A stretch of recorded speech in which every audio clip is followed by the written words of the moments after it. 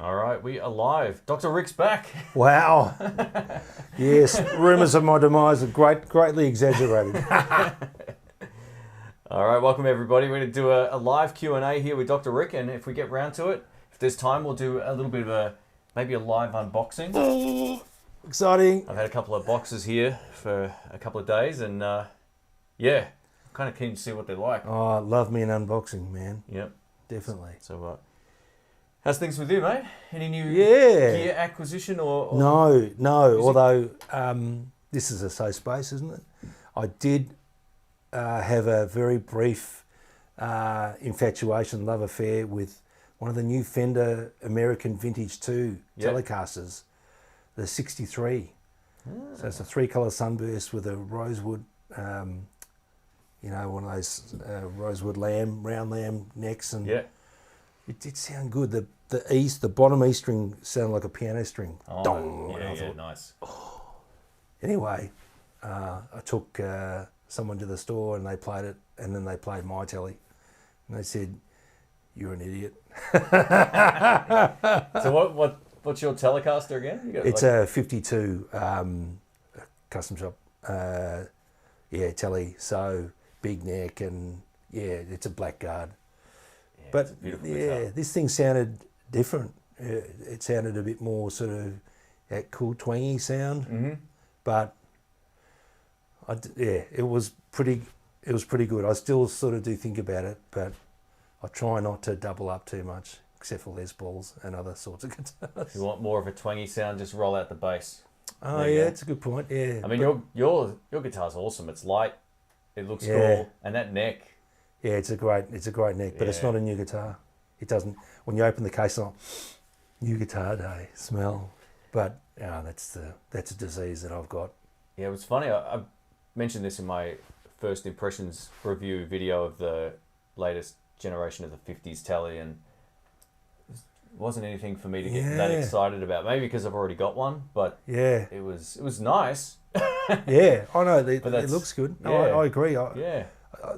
That guitar arrived at the same time, Mm-hmm. and I picked it up and thought, that's a Blackguard butterscotch. But then I just thought, Fender's been making these since the sort of early 80s. And Yeah. I had one Yeah. and sold it for a ridiculous cheap price because I'm an idiot. And it was nice, but I didn't get that swoon factor that I got with the other one. Yeah. So, Yeah, it feels very similar of a guitar to like my 52 that I got from San Fran. Absolutely. A long time ago. Very Yep. similar kind of guitar, and that's not a bad thing, but it wasn't anything like mind-blowingly different for me. I was like, yeah, it's nice. Yeah. I don't need it. No, exactly. Let's give some of these guys a shout out here. We've got Ian's Guitar Shack first in the chat room here. Welcome. Awesome. Is it Novotny? Yeah. Wow, this is where I always... Here, can you pronounce this guy's name? Yeah. Let me give it a crack. Is it Andre Marzuski? Yeah, it's Anjay. Anjay. Yeah, welcome. He was the guy that hooked me up with one of these guitars out here. Oh, the one sweet. from the UK. So Excellent. thanks again, mate. Thanks, Anjay. Welcome, everybody. We've got Pork Chop Express. Says, welcome back, Dr. Rick. Yeah, mate. Well, good to be back here. So just to let you know, we shot a couple of videos. Oh, no. We shot one video today that will be going up in the next little while. So stay tuned for that. I think you guys will get a kick out of it. It's one of our old school style videos from like we used to make a long time ago. Yeah, so stay absolutely. tuned for that. All right, we've got Lawrence is here as well, another channel member from Alaska. How you doing? Thanks for joining in. Awesome. That's on my list of places to go. Oh, It has been for years. Absolutely. Just not in winter. No. It's soft down here. We don't like that. No. They know winter. My God, it's freezing up there. All right, we've got Keith. He says, way to mix it up. Well, thanks, man. I hope you're doing well. Yeah. Michael's here. Where have you been? Good to see you. Yeah, where have I been? Oh, mate, just going to work and sitting in doctors' waiting rooms. But that's another story. All right, we've got, is it James Ortiz? Welcome from Mexico. Hola. It's a bike stand Hola. in Spanish. Ah, excellent. Yeah. ¿Cómo está usted? I know a little bit, actually. I learned a little bit over the years. Ah, But that's about it now. per favor. No, that's Italian. Oh, is it? Oh, maybe it's Spanish too. I don't know. Yeah. It's Wasn't that what the guy says to the soup Nazi? I'm Spanish, por favor. oh, And then he says, Adios, muchacho. There is a lot of crossover and those languages from what I understand. So that explains that. Mm. We've got Dennis from Tulsa. Very cool. Welcome, everybody. If you've got any questions, gear-related stuff, amps, live playing, whatever, pick the doc's brain. If you want to learn a riff, he knows them all. Definitely. I saw that Sky Music was selling a Lefty Explorer cheap because it has a small ding in it. What? Was that the one you borrowed? No, I borrowed that guitar like 2 years ago. So they would have sold that one and many others since then. Yeah. They very rarely hold on to guitars like that for like long periods of time, unless they're like Murphy Lab ones. Yeah. Yeah. Well, that Explorer that we played in the Keys Guitar Shop is still there, and it's mocking me, saying I'm still here. Yeah, they're nice. Just if you do buy one, the case is like bigger than it doesn't fit in my car. Yeah, it's bigger than this disc actually. Yeah, it's huge, but beautiful sounding guitar. What a sound! What a sound! We're gonna get you a Flying V though.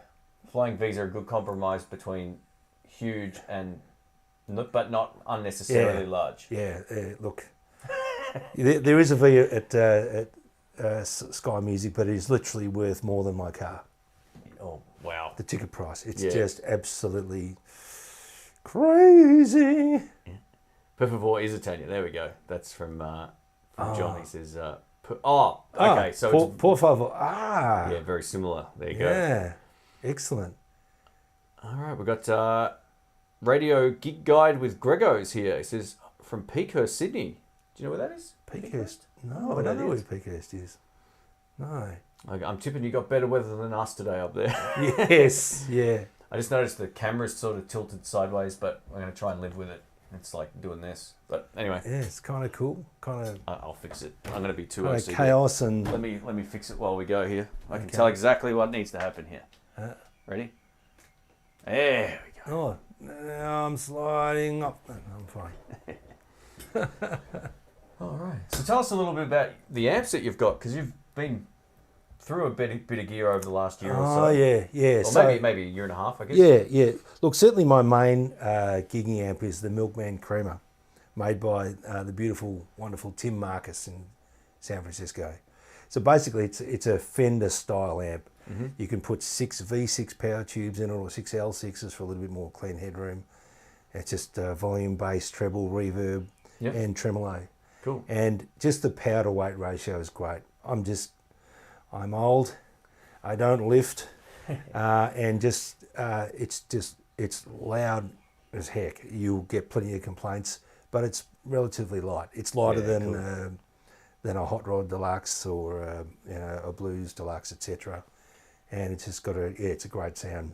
So I use that. Mate, Dave has a larger version of that. Yes, that's right. And that's light too. It is. I was like, I wonder what they're doing in there to make them so light. It must be the cab, right? Yeah, I think it's a cab and maybe the transformer or just that heavy iron bits in it. Yeah. So that's I love that amp. And they sound great. Yeah, absolutely. And I traded into a Magnatone amp. It's called a Twilight. It's just a single 12, and it's got their harmonic tremolo, which is it's a bit like Cold Shot, that Stevie Ray Vaughan song. It's got this sort of oi sound. It's pitch modulates as well. I don't really get it. And look, it's basically just a different flavour. And then I sold my Dr. Z EZG50. That was a great amp. That was a twin reverb, 210. Weighed a ton. It weighed, must have been 32, 33 kilos. Yeah, that was every bit as... I think that may have been as heavy or worse than the Super Reverb I had. Yeah, it was about as heavy as a twin. It was brutal. It was great sound, super loud, big 6L6, big fat tone. Yeah. But I sold it to a guy who basically doesn't leave his house. Oh, okay. So he plays in his house. He told me his bedroom setup is two deluxe reverbs. I'm thinking, wow, your bedroom rocks more than mine. But that's a whole other story. Awesome. They're the two main combo amps that I've got. But I've also, on a whim, bought a Sir Badger 30 head and cab. That was one of the lockdown gifts to me. We used that on one we did. Session yeah, once, up right? at that's right. It's cool. It's basically a Marshall. I recorded this live session we did with like 6 cameras, and the files were so big I had nowhere to store them. At that time, I was like, oh no, sorry. Yeah. I do have some clips from it. I don't know if I ever shared any of it, actually. I have to go through the archive of hard drives. I'll bring it out if people are interested to hear it. I mean, it's killer. Yeah. It's great. It's basically like a really nice Marshall, except it's got this thing called power scaling where you can get that nice output tube distortion, but not at ear splitting levels. So no, it's very cool. I'm just lazy. And head cab, that means 2 trips to the car. Yeah. 2 trips from the car. It is so much lighter, but it's also, no one wants to go to the car twice. No. Why would you do that when you can just carry everything at once? Well, we're in Australia, so like a snake could bite you or a crocodile could eat you. And, it's just not safe. That's it. You actually, before we get into some of these questions, you had a chance to play that little Kustom 5-watt valve amp. That's a corker. That is really, I mean, it's one tone, 2 knobs, volume and the little bass thing, which sort of adds or subtracts bass or whatever. But I love it. I love that it's a bit guerrilla, and it's up to you to get the tone out of it. Yeah. So no, I thought it was really cool and so easy to dial it in, get a good sound, and I was really happy with it. Yeah, the amp head is unreal. So coming up, I want to replace that speaker that's in the cab because I think it's going to make a massive difference. Yeah. I mean, you heard it. Yeah. Look, it's nasty. It's all kinds of. It makes you want to get a Mosrite guitar and play some Ramones. Yeah, that's it. I've actually got a copy of one of them floating around somewhere from Harley Benson. So sweet. Yeah, there we go. Yeah. All right, we'll take some questions here. Porkchop asks, Dr. Rick, what's on your pedal board these days? Oh man, look, I use this stuff called 3M Dual Lock, which is basically Rich Boy Velcro. And to get the pedal off, it's and crowbar. Yeah, so I'm such, can we say whore? I'm a pedal whore. Yeah, and so I'm constantly switching and whatnot. But if I've got a Les Paul gig, then I've got 3 versions of a very similar sound, which is Marshall in a box. Okay, so the dry bell engine, which is like a non-master volume Marshall on one side, and the other side is like a Rangemaster treble boost, and it's just a killer. It's great. It's fantastic. But then I got from your good self the Pel. Is it called Pel 800? Yeah, I gave that to Rick. It's you're looking for the best Marshall in a box. That is the best. That's about as good as it gets. Yeah, it's got this little switch for. It's like the Slash mod basically. Yeah. And it's savage. It'll tear your throat out if you want. That guy makes the best pedals. They're so functional and they sound unreal. I have a Marshall, so I don't really need it. But it reacts like, and you turn it down and it cleans up, and it's just great.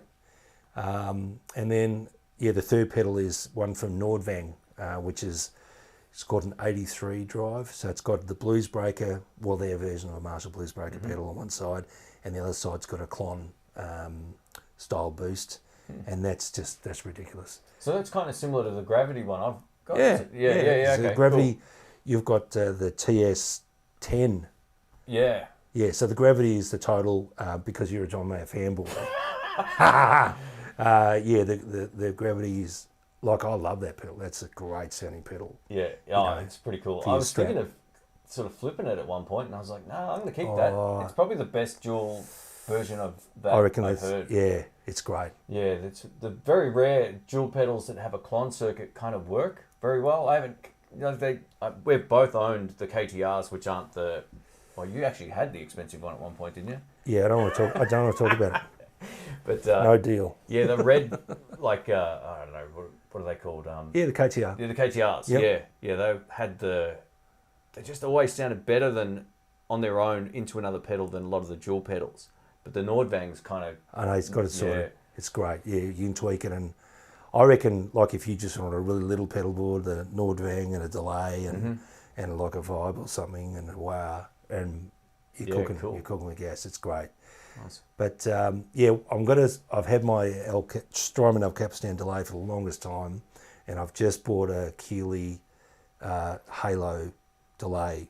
Oh, I forgot about that. We were talking about that earlier. Oh, yeah, sorry. We'll do a video on that one time. Yeah. So it turns out that the Aussie distributor, K Archer Music, is literally down the hill from my house. Oh. Yeah, Yeah, literally. okay. Yeah, I rang this funny looking number, and then he said, "Oh, yeah, I'm in East Ivan." I said, "So am I. You can probably hear me playing guitar from my house." Yeah.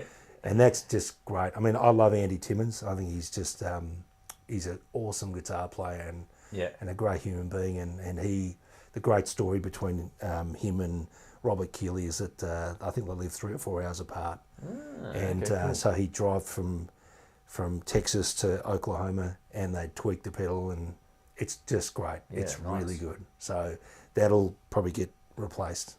That'll probably replace the El Capistan. Yeah, you've had that Strymon one for years. Yes, and I love it. It's great. I reckon hold on to that for a while. Cause yeah. No, look, that's you know. Yeah, you go through one phases. Of those great ones. Yeah, no doubt about it. Do you still have any of those sort of like vibratone pedals or Leslie-ish? Yes, yeah. I've got a Vibe machine from Drybell. Okay, cool. I think version 2. They've just released a version 3, and I still can't quite work out how to use it properly for me. I think I've decided I like a Vibe where you can control the speed of it. Mm-hmm. You know, whereas at the moment it's just sort of stuck. There's a little pedal you can get that makes it go fast and slow. Oh, you need like a foot. Yeah, a little momentary foot switch, and I think, I'm just lazy. But I do like the sound of it, and the vibrato sound of it's fascinating too.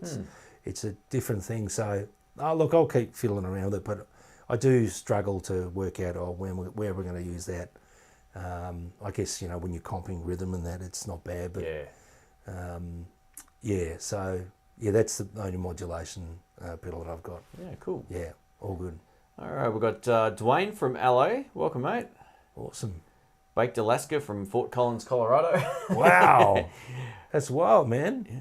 Oh, someone said good Spanish, Shane. Thanks. I learnt basically from just an audio CD that I had in the car for. What did you learn that for? So where Ed, were you going? When I stayed in San Fran, Ed spoke fluent Spanish. Because he grew up in El Paso. Yeah. So he was just common. Yeah. And I was like inspired to learn. Yeah. So I've learned a whole bunch of these sayings that things that I've never used since. But yeah, no, absolutely.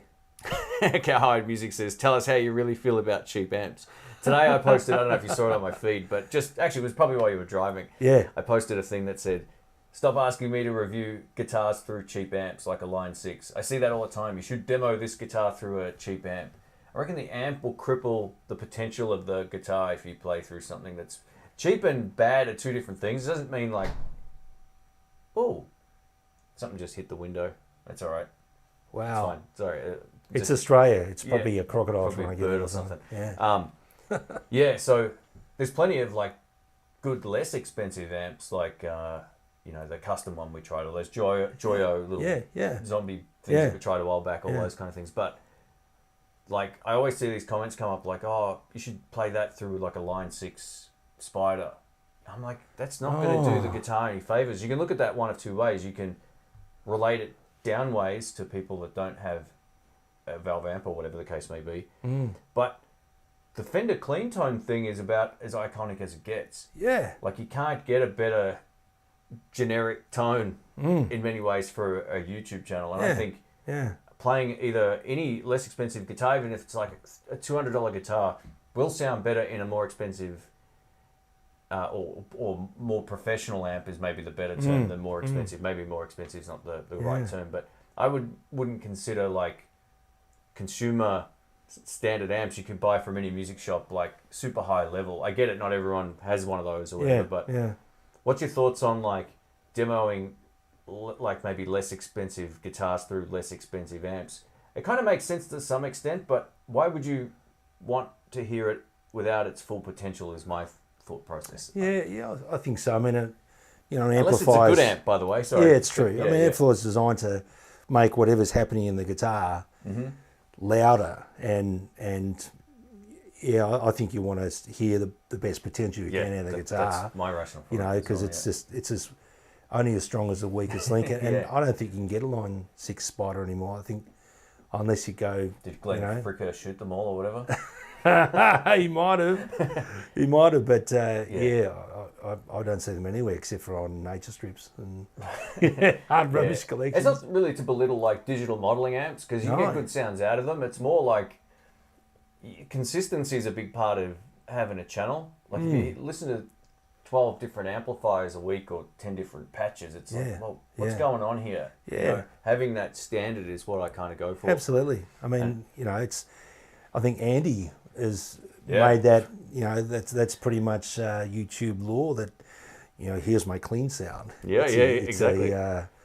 What was the amp that he always used? The Soho. Yeah. Divided by 13 Soho, or was it? No, what was the other brand? Oh, gosh. Yeah, I can't remember. Yeah. But yeah, I remember hearing it a million times too. Yeah, that's right. Those divided by 13 amps kind of fell off the radar, didn't they? Yeah. I mean, a lot of touring guys sort of swear by them, but I'm not sure what happened to them. I don't even know if they're still in production, but... The ones I heard were always a bit like a Voxy vibe. Yeah, they had that EF86 front end and crackly. I didn't really love those amps that much. No. They look cool, but yeah. Anyway. All right.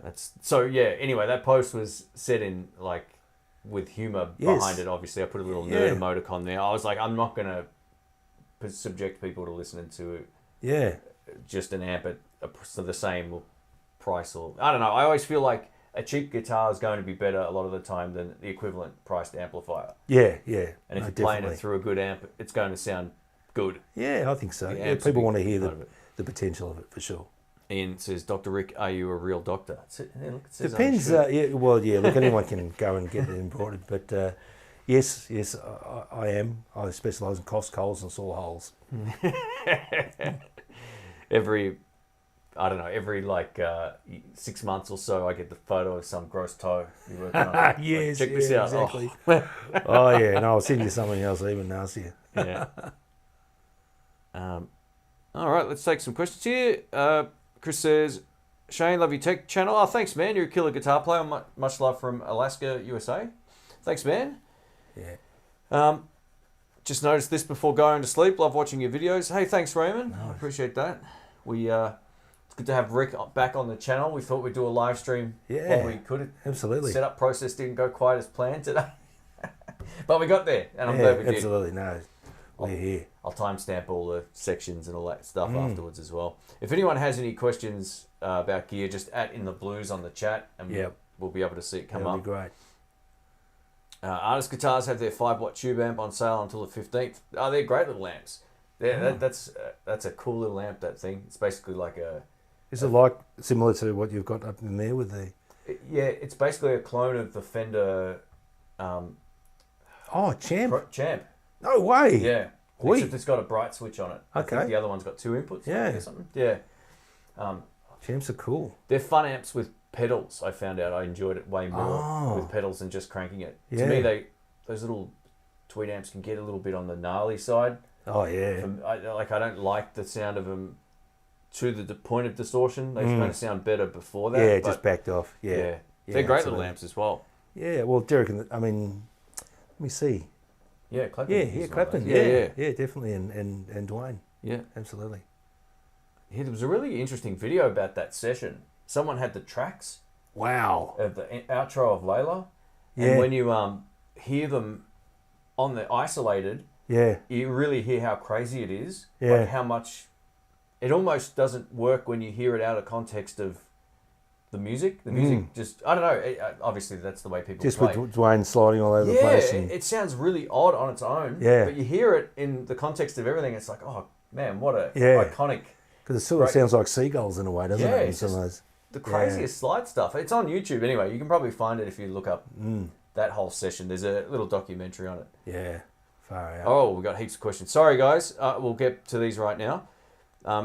Dennis says, greetings from Williams, Arizona. Just stumbled across this. Thanks, Dennis. Thanks for joining in. Thanks for the super chat too, mate. I appreciate it. Oh, awesome. Oh, you're Pepsi Max now, really? All right, we just answered this one before. Christopher, what kind of doctor is Rick?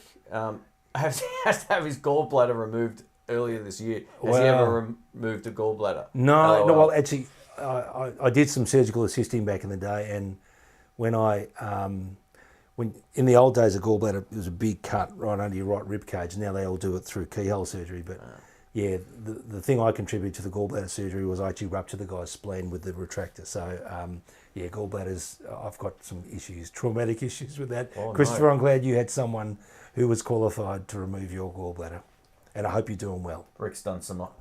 He fixed my back. I wish I knew that story beforehand. No, I got better. Yeah, that's what I call medical practice. We practice. Quicksilver says, what's a good overdrive pedal for pedals to stack or to use with a AC30? Oh, okay. Yeah, interesting. I mean, AC30s, that sort of Vox thing is, they can be a bit finicky with some pedals, especially, I've never had much luck with the tube screamer type pedal in front of a Vox. Oh, really? Yeah, for some reason. I prefer that. Do you? Yeah. I remember once we had my Vox at your house. Yeah. It might have been a 15 at that point. It might not have been a 30, but we used that painted tube screamer copy that you had, that hand. Oh, yeah. Oh, yeah, but that thing's, yeah, that was called a Landgraf dynamic. Yeah, OD. that's the one. Yeah. But yeah, and it should make sense because it's kind of Yeah, you're filling the mids. Yeah. But look, yeah, perhaps don't ask me, Quicksilver. I don't know. I mean, when I think AC30, I think treble booster. Treble booster in front of a cranked AC30. Yeah. That's Rory Gallagher. That's Brian May. Mm-hmm. That's a sound, man. That'll tear your head off. Yeah, the tube screamers will give you more cut in the mix. One of the problems I always felt like I had with my Vox amps was it lacked that throw of sound that the Fender amps have, that mids. Yeah. So I actually don't mind a tube screamer, but you've got to fiddle, like, it will actually bring the treble down from wherever you start as well, inherently, those sort of pedals too. So the Landgraf was one of the best. That was my first copyright strike on In the Blues when you did the Queen song. Oh, yeah. He did the solo out of... Yeah, that's it. Yeah. Crazy little thing. Yeah, that's the one. Yeah.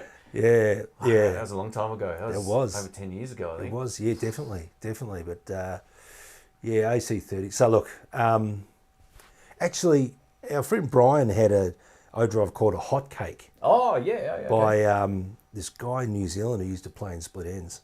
And that sounded killer into a Vox style. Like, just amazing. If you can find a Hot Cake, then Quicksilver, you'll be a happy camper. Yeah, I've forgotten who makes those now off the top of my head. But I think it's Crowther Audio. That's it. Oh, okay, cool. Crowther Audio in New Zealand. They still make them. They make a hot cake. They make a thing called prunes and custard, which sounds yummy. Yeah, they sound killer into a Vox. Nice. Absolutely. Rogue Dog Mac says, Hey Shane, Dr. Rick, it's 2 a.m. in Charlotte, North Carolina area. Never caught you live before, so I had to give you a shout. I really dig the channel. Hey, thanks, awesome. mate. Thanks, Cheers. mate. Yeah, 2 a.m. Come on, push through the dawn with us. We used to do the live streams at like 11 till 2. By the end of it, we could barely speak. Man. So I've had to just stop doing that. It ruins the next 2 days for me. Yeah, that was rock and roll, man. Yeah. It's fun, though. Yeah. Jim Lill. Have you seen any of Jim Lill's videos? No. Oh, man, he's an interesting dude. Basically, he did a video where he's saying, where does tone come from? Oh, I heard about this, but I haven't and it's seen like, he's literally got a block of 4x2 wood, some bridge, and then an empty route for a pickup. And is this video a little old? Yeah, it's a little bit, I saw one where he replaced, like he had the strings like spread across. Into like nailed into it, like I've seen that one actually. Yeah. Crazy. And look, he's saying, well, the tone didn't come from the bit of wood. It didn't come from. Yeah. It's basically, his argument was it's a pickup, and that's about it. But he's just done a recent one on the tones of different amplifiers, and does a Vox really sound like a Vox, or does a Fender sound like a Fender? And I think his critique was, it's all about the EQ stack and how you set them up, and he's sort of managed to isolate different sections, the preamp, power amp, and so he made a really nice AC30 sound like a Fender, and wow, it's kind of crazy, turning things upside down. So I love, he puts hours into these videos. Yeah, I mean, a lot of that would be EQ. I mean, that's what separates like an AC30 from, part of what separates that from Or any speakers make a huge difference too. Yeah, definitely. I think there's all these so. other factors. You could probably get. Yeah, I'll have to have a good look into that video because my assumption would be that if you just set everything up straight, there would be an inherent difference. But if you start really, that's the shocking thing. And it. But how do you explain like my old Vox amp being like brutally bright? Then is it just because it's over EQ'd with the treble? And Absolutely. So if you just try and make as level playing field as you can. Yeah. Because I always thought, you can hear an EL34, it's got that rasp and whereas L6's big bottom end. Yeah, that's exactly and right. A nice tops and sort of scooped in the mids. But so look, when I was looking, I was going, I'm not sure. I know what his agenda is. His agenda is that us cork sniffers are a big bunch of tosspots. and look, he's probably right for a lot of it. Yeah. But so much about sort of guitar stuff is, you see that classic Marshall thing, the gold and the piping and you just feel the love and it's going to be awesome. Yeah, that's it. Yeah, and so you sort of go down making all those assumptions and he's here to really mess stuff up and God love him, it's good. Yeah, I almost gave away a video I've worked on, but I'm not going to do it. I'll keep that for another chat. But there's Michael's got a question. He says, prices for gear keeps going up and up. Do you think this will put a lot of people off starting to play more or more experienced players investing in quality gear? Sorry, hopefully that made some sense. Yeah. Well, it's interesting. Like, obviously these new Fender Vintage 2, like the price is poor, like it's significant. It basically is where custom shop prices were when I got that telly. Remember that time we walked in? Yeah. So I'm not here to buy anything, and I bought a custom shop telly. Yeah. So I agree that in that level the market's going up, but we just made a video with a guitar that costs $500 and versus a guitar that costs a lot more than that. Spill the beans. Yeah, exactly. 15 times that. And you listen to them, okay, the fancy guitar, it felt great in their hand and whatnot, but if you listen to them, man, in the blind, I'm going to be struggling to hear the difference. Yeah, I couldn't hear a difference either. Yeah, I reckon this is a great time in history to be starting guitar, and you can get great guitars with good hardware and things that stay in tune, I reckon, for relatively good prices. Yeah, I like the artist stuff, the Harley Benton stuff. Squier to some extent is still affordable. Not their like classic vibes up. They're overpriced now. They're over $1,000 here. Yeah. It's like, what? Yeah. But yeah, it's you're right, that sort of like next level of stuff has gone up big time in price. Like my Telecaster, the American original one, it's half the price of the new Fender. Yeah. I only bought it 3 years ago. This Boxing Day coming up, it'll be 3 years old. Yeah. And it's like, wow. Yeah. What? And that guitar you bought 3 years ago is a better guitar. It's a lighter guitar. Yep. Feel is good. I mean, you saw the neck. How nice is that? Yeah, it's absolutely. Like, so look, so it's a bit of a it's a two-speed economy, I guess. But when I look at the beginner guitars that we've got, the artists and the Harley Bentons, they're great. They're so much better than the absolute garbage that I started on. Really awful, high action, out of tune, frets, crap, all that sort of stuff. So I'm thinking that remember a few years ago people saying guitar is dead. And about a year later, it all changes. Yeah. That's right. They've had the biggest years ever. Yeah. So no, I'm encouraged, and any young person sitting around wanting to start, I'd say go for it. There's great stuff, and you can. Yeah. I would gig with that guitar. We just play it in a heartbeat. Not a problem at all. It's great. We've tested Harley Bentons out live. We've actually tested them jamming together, all that kind of stuff. Yep. They're great. Yeah, I think there's definitely way more. Even as a lefty, coming from like when I first started playing, there's so much more that I could get now. Yeah. And given the difference in the economy, they're still not bad. I think so. Yeah, definitely. So I go for it. All right. What are your thoughts on the American Professional 2 Strat compared to the Fender Player? the Pro 2's great. Yeah. I don't know about... They're really good. What's the play? Is the Play player... is the Made in Mexico one. Okay. I don't know if we used them on our last sessions or not. I think I might have. Yeah. Oh, you may have. No, I've got a clause written into my contract. I can't. I'm sorry, I can't play that. Rick has the ones with the signatures on the back, and that's it. Yeah.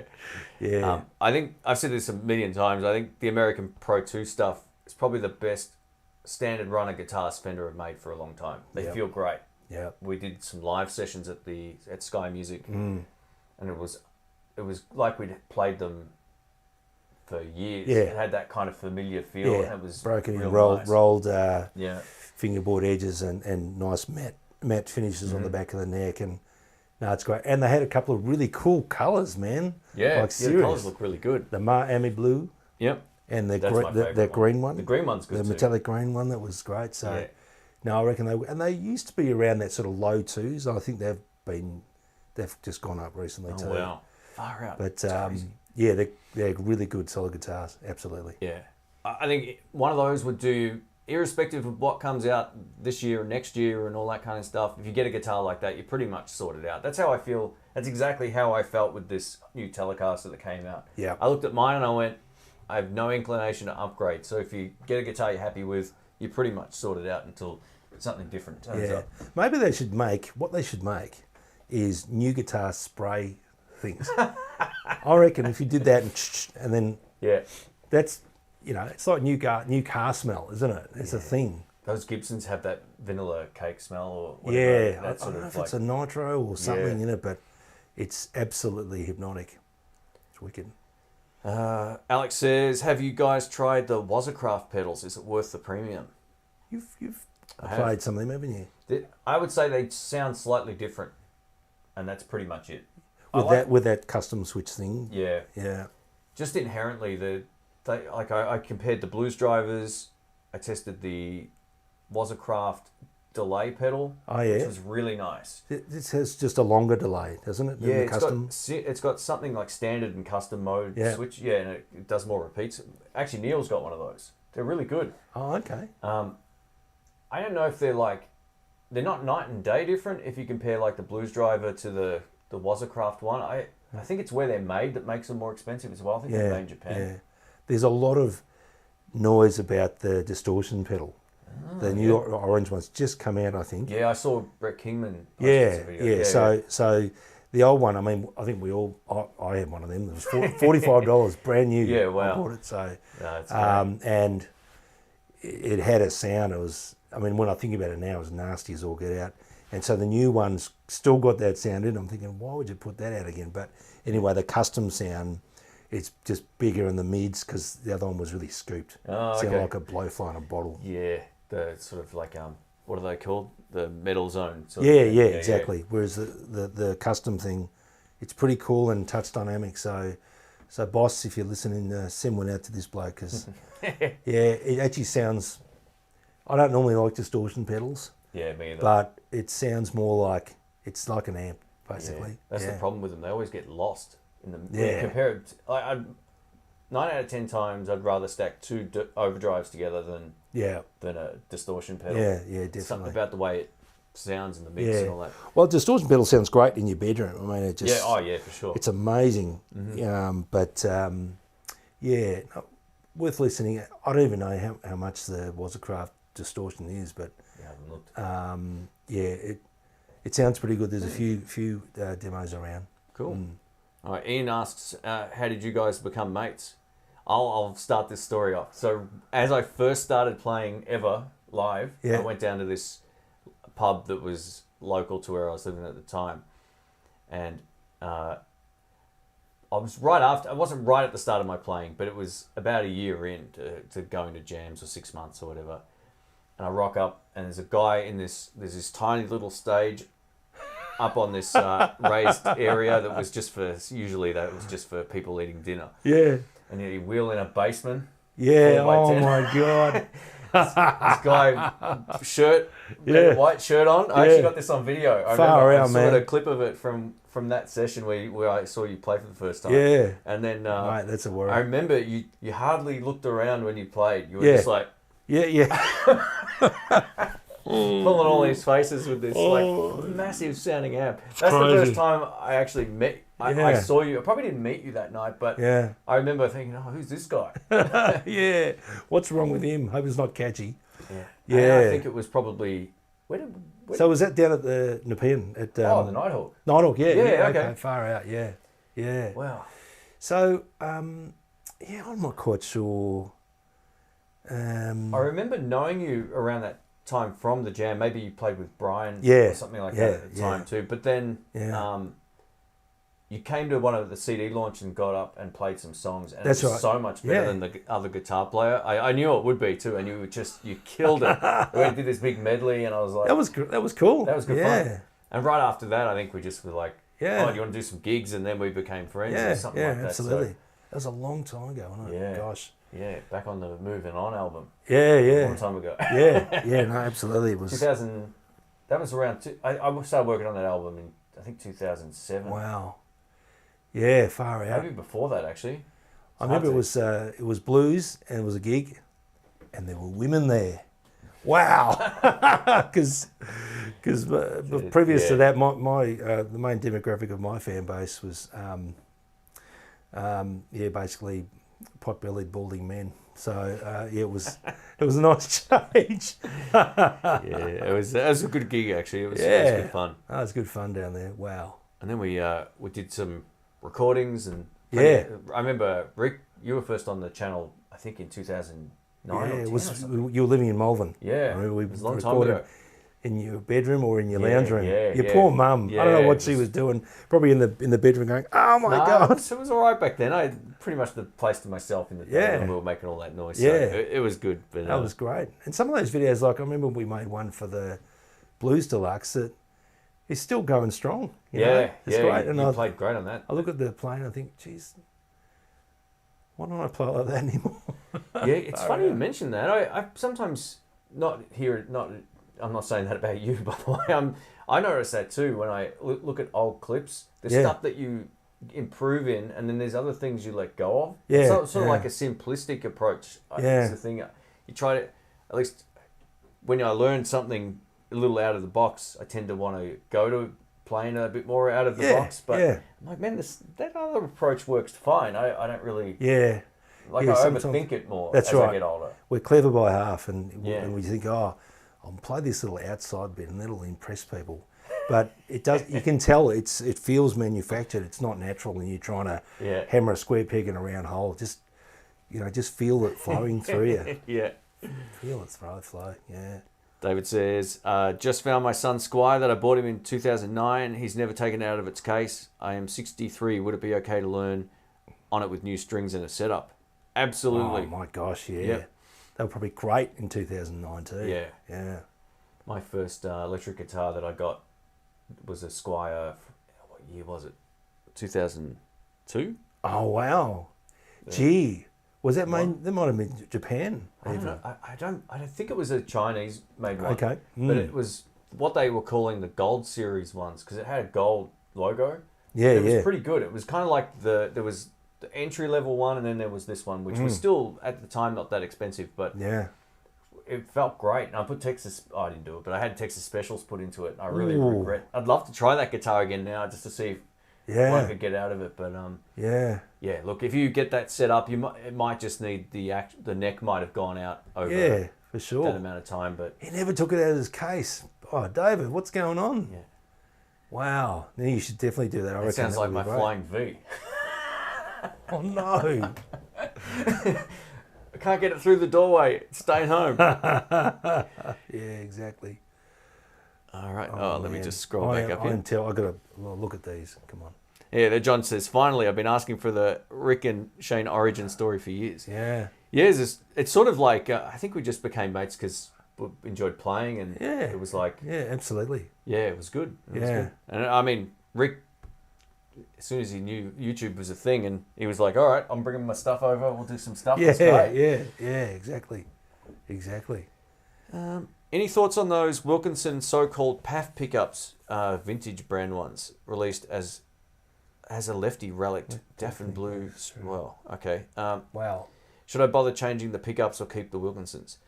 Well, Wilkinson pickups aren't bad inherently from what I've experienced with them, but when people say, should I replace the pickups, I would sort of work out whether or not there's something about them you don't like. Yeah, exactly.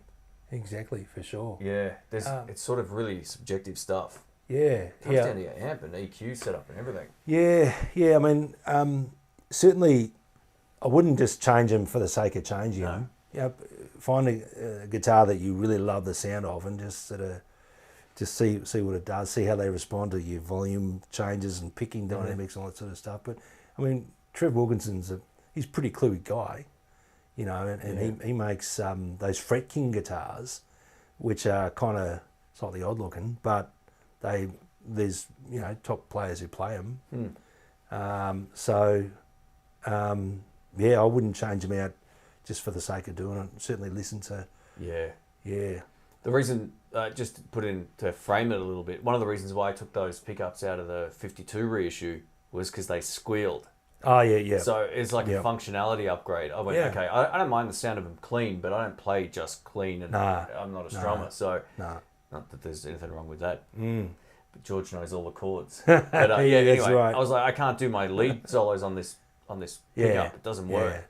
Yeah. So that I changed stuff based on, well, what can't it do? That's right. The functionality of it. It has a critical flaw. You know, it's funny, when I was in San Fran playing, because I got to play that with Ed, playing like a few nights a week there for that month, and I played through a clean PV Bandit a lot of the time, so I didn't have much drive. I didn't know that it was like going to be a problem until later. I was like, oh no. Wow. But some of those vintage pickups, the true sort of old school ones, they just don't. You can't throw a distortion or overdrive tone. Especially in a tele bridge, it's so microphonic. Yeah. So you had to change it for that reason. But no, so Quicksilver, I reckon just hold your fire and just see if you can get the sound you want out of it. Quicksilver's hilarious. Here's this. Shane went there for a prostate check and went back again the next day. Yeah. Went back for a second opinion. Oh my Lord. You've heard a lot of these terrible jokes. I have, but they never get old. How often do either of you practice guitar each week? Man, not as much as I should. Yeah, well, and it's, you know, it's a whole thing about what's practice. And for me, you know, I noodle around all the time, and you know, I keep that Harley Benton in my bedroom. Yep. And I just, you know, pick it up and have a play through one of the best things you've ever put me onto, the Joyo Jam Buddy. Yep. Folks, if all you had a Joyo Jam Buddy, your life would be just that much better. I've recommended them to a few people that are in the chat now, and they all love them. I use mine all the time. I'll grieve the day where the battery doesn't recharge anymore. Yeah. Because it's just such a great practice tool. Yeah, for sure. Because practicing, I think so much about practicing is getting your timing right. You can noodle around, but then, you know, when it comes to actually jamming with someone, you've got to have your timing right, and this thing just helps that so much. There it is. That's it. It's like, looks like a pedal, but it's an amp. 2 speakers or 3 in here. I think 2, maybe 2. I don't know. Yeah. It looks like there's a small circle here, but you get a clean channel, a drive channel, and a higher gain one, and an analog delay. That's it. Bluetooth your music to it if you want, or just play it on a computer, your music, and jam with this. Yeah. This is the best. Every time I feel like I'm not playing well, I'll spend 2 nights with this, jamming to backing tracks, just getting my fluidity and timing back. Yeah, definitely. These things are the best. Yeah, so good. Look, this is one thing everyone forgets.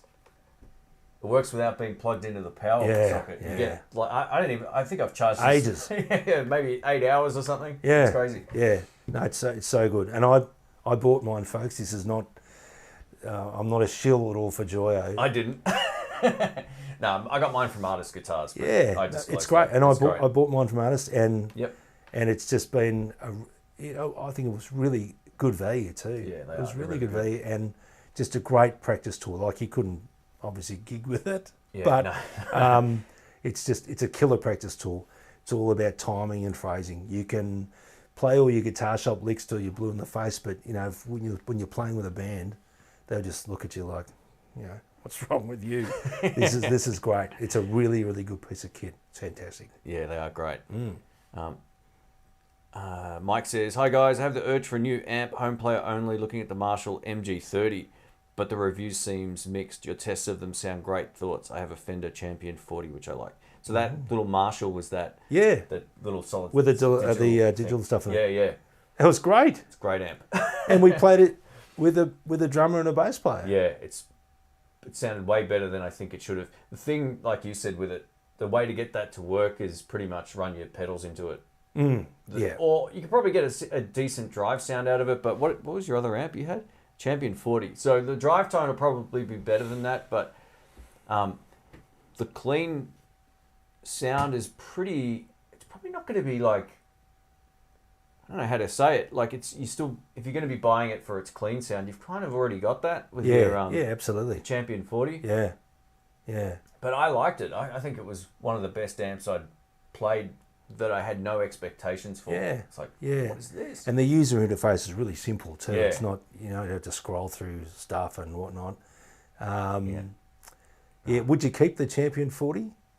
That's a pretty good, clean, solid state amp, isn't it? So that would be great, Mike. You could have a stereo set up. That'd be pretty wild, man. But no, the MG30, I was pleasantly surprised because can we mention Marshall Code? Yeah. Hui vey.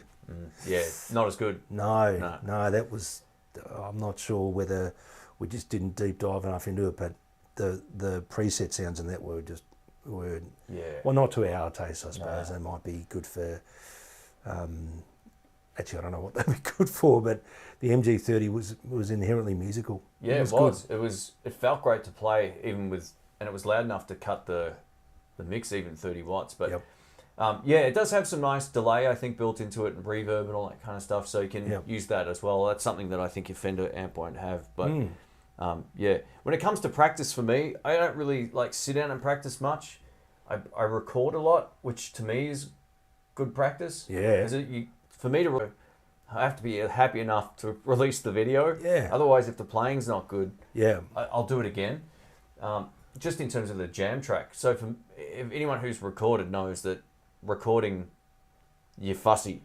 You got to make it sound to a point where you're happy with it. And that's how I sort of treat my practice almost like, my recording process like my practice. Yeah, absolutely. Yeah, for sure. If I go have a bad night out at the jam, I'll spend 2 days just pulling random backing tracks until I feel the flow. You're just again. getting everything sitting in. Absolutely. Yeah. No, it's so true.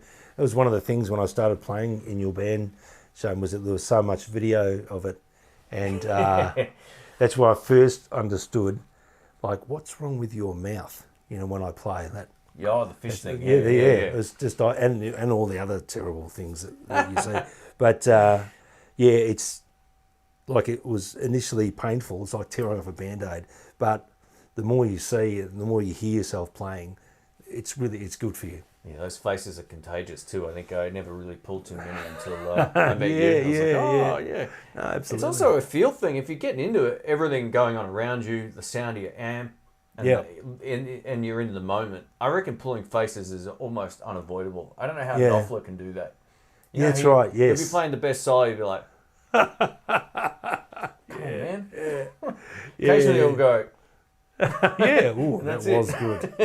That was very good. Yeah. Look, it's as I've told so many people before, you wouldn't do that deliberately, would you? I don't set out to look like that. But anyway. That's part of your. Stay tuned for the video we've got coming up too. If you like guitar faces. No, it's a tight shot. That is nasty. I'm not sure how to pronounce your name, mate. Sorry. He says, greetings from Greece. Kindly share your experience regarding Gretsch Japanese models, player editions versus the Chinese ones. Electromatics. Japanese models are awesome. They're fantastic. I mean, they are good. They're expensive. They are. I don't remember what they were. They are. Yeah, they're kind of, they're $3,000 or $4,000, I think. They're just. When we did keys to the guitar shop, and we both had 6120s, those orange ones. Oh yeah, with the big speed. Yeah. Oh, they're great. Yeah, they're just a fantastic guitar. The Electromatics, so they don't have Filtertrons. They've got their own sort of budget model pickup, and it just sounds different to me. It sounds sort of muffled. We like Filtertrons because they're like humbuckers, but with a bright top end, And the Electromatics, I'm not sure what the sort of pickups are, but they sound more sort of just sort of generic, more sort of humbucker sort of stuff. Yeah. One of the things I noticed between them too, just the finish on the neck of the Japanese ones feels like it's almost like comparing the Gibson feel to the Harley Benton. Oh, just yeah, on yeah. the neck. Yeah. The whatever kind of finish they use on it. Yeah. Sort of like a bit more satiny on at least on the one that I played anyway. Maybe not. I can't remember what those orange ones were like, but yeah, there was a great Gretsch I reviewed. I think it was the Electromatic Duo Jet. To pick up LP style guitar. Yes. I actually really like that. Yeah, I saw it again. a single cut thing. I saw it at the shop the other day. I was like, oh yeah, they got another one in. You know, Yeah. but, like for a budget guitar, I think they're great. I could use that. What do they sound like? Do they They're sound awesome. sort of a little bit chimey and Yeah. Cool. I don't know if they're exactly the same. I think they got what they call I'm only going from memory too, but it's like they call them black top filter something. Oh, okay. Possibly that. Anyway, but someone can look up the specs. But I actually don't mind them. I think for their price, when you compare them against like the other stuff around the same price, they're pretty good value. Yeah, One of the guys was saying the only problem with Gretsch is they don't have the middle ground. Okay. Either you got to pay a fortune, or there's nothing in that sort of like Fender make a guitar every $5. Yeah, that's right, exactly. And they double their price every year. But, Yeah. But anyway, if you can, always pick them up and play them. That's the ultimate test. I mean, yeah, absolutely. Oh, sorry if we've missed all the questions here. Feel free to add in the blueses. Yep. We've got Todd here. Welcome, man. Hope you're doing well. I caught up with Todd the other day. I sold him a nice little Sony camera. Oh, sweet. Awesome. So, I hope you're enjoying it, man. It's an awesome one. All right, we've got... Dennis says, I tried a Marshall Code in a music store when they first came out. I couldn't get any nice tones from it. You know, I reviewed one right after they came out at my old place. I have no recollection of really like... I remember having to get an app for the phone to make all of that easier. Oh, yeah. Yeah, and I was like, I don't know, I just don't love that whole process anymore. I've gone completely off it. You know, talking about apps, I had a Fender Mustang, right, a GT series, and someone got the app, and I'm playing some blues song, and he turns on at a jam. the ultra metal flanges, and sounded like Barracuda, you know. Yeah. And he kept fiddling around it, and I was bruised and hurt, and I drove home in tears. Rick's amp got hacked at the gig. So funny. That's right, It's exactly. Like, I think that was before they made a firmware update that locked it somehow. Yeah, good. Because it was like you could just get an app and mess Yeah, it. that's right. You almost connect through Bluetooth, and then away you go. But you don't have that anymore, do you? That amp, or you do? No. No, I sold it and was completely happy to have it out of my house. Ah, those black tops or Powertrons. Maybe that's the other term for them. All humbuckers. Okay, cool. Camera's working beautifully. Awesome stuff. Oh, that's great. Rick's got an insight into my camera nerdiness today. Absolutely. Crazy, isn't it? Yeah, it's next level. Anyone checked out the Iommi? You have? Yes, I did. It was Christopher, good. I really enjoyed it. It'll be on check through in the blues. It was one of the Keith's Guitar Shop videos. Yeah.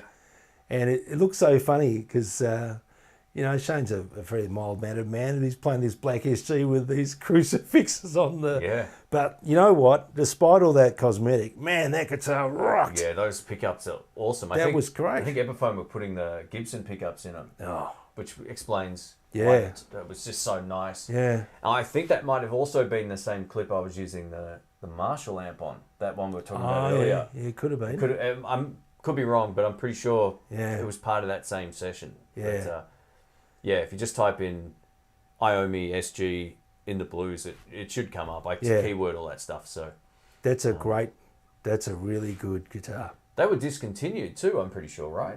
Or not? I don't know. Okay. Maybe the lefties just stopped getting made. Yeah. That always happens. But if you were looking at one, Chris, then I reckon they were a great guitar. Yeah. Yeah.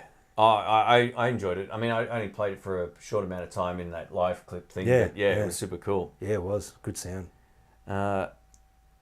T. Dunster says, over 2018 Gretsch, the G128T 59. Dude, I reckon Gretsch just get a cat and go, here, walk along the keyboard. That's our model number.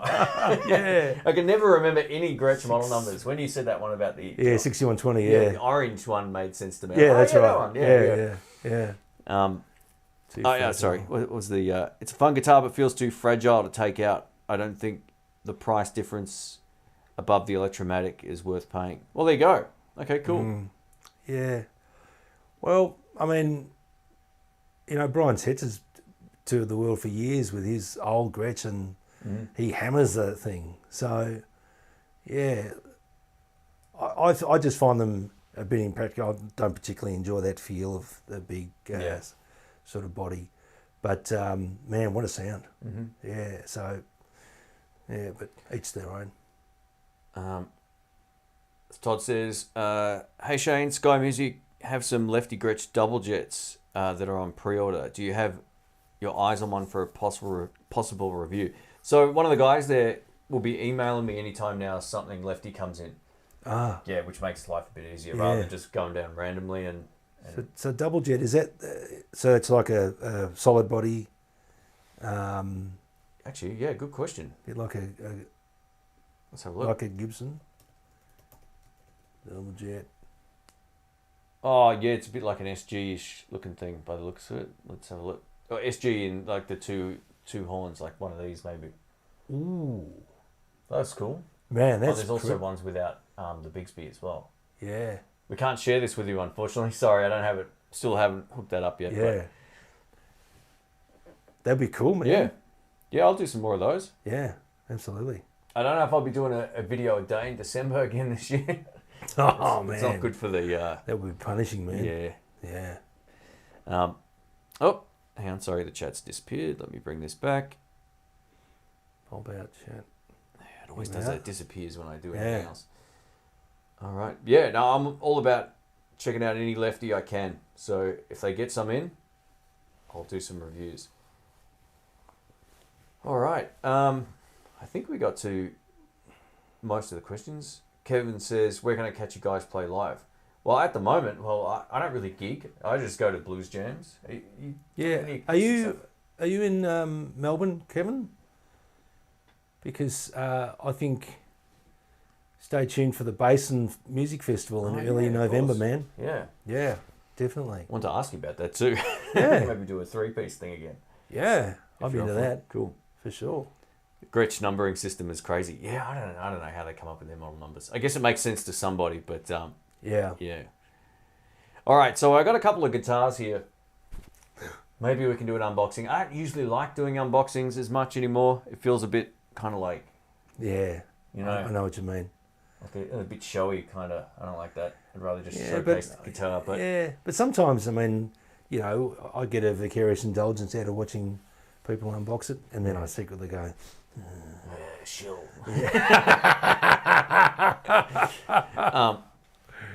So exactly. Let us know if you want to see an unboxing. I've got 2 guitars. We can either go mainstream or different. Yeah. Okay, we'll have a bit of a mini poll. Yeah, we'll have a little poll here. Actually, we'll I'll tell you what, let's do this. Let's make a poll here. Hopefully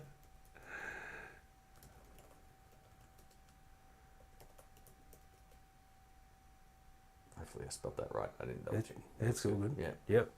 All right, we'll run the poll for a minute in the chat here, so you can comment on that. We'll see if what wins. This will be interesting. This will give us a great insight into. See, this is looking good.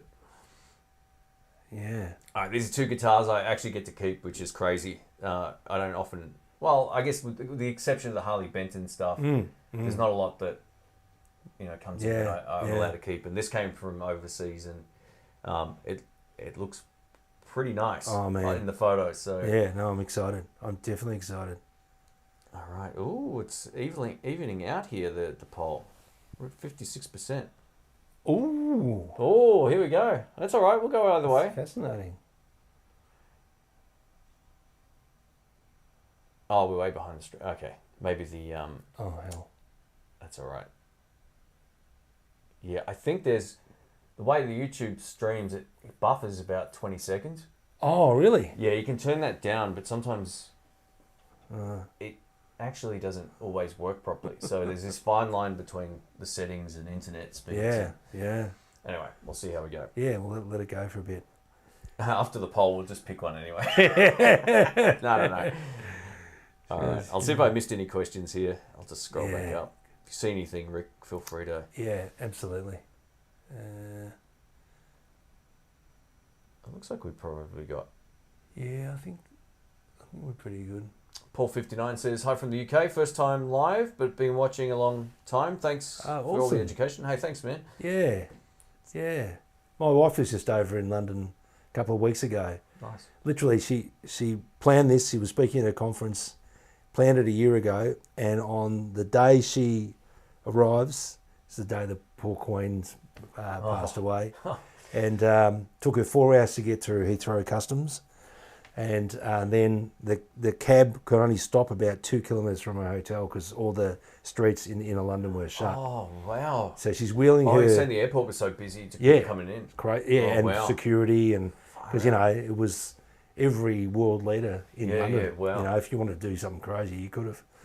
But, she said it was pretty full on. Yeah. And she actually got a little bit sunburnt. I said, come off it. Are you serious? Did you go to Solarium? No, it was sunny. Wow, I didn't know they saw the sun over there. That's crazy. Got to about 25 and people are just passing out in the street.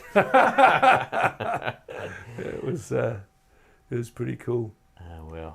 Just ordered the Rogue Dog Mac. There we go. Jam Buddy off Amazon.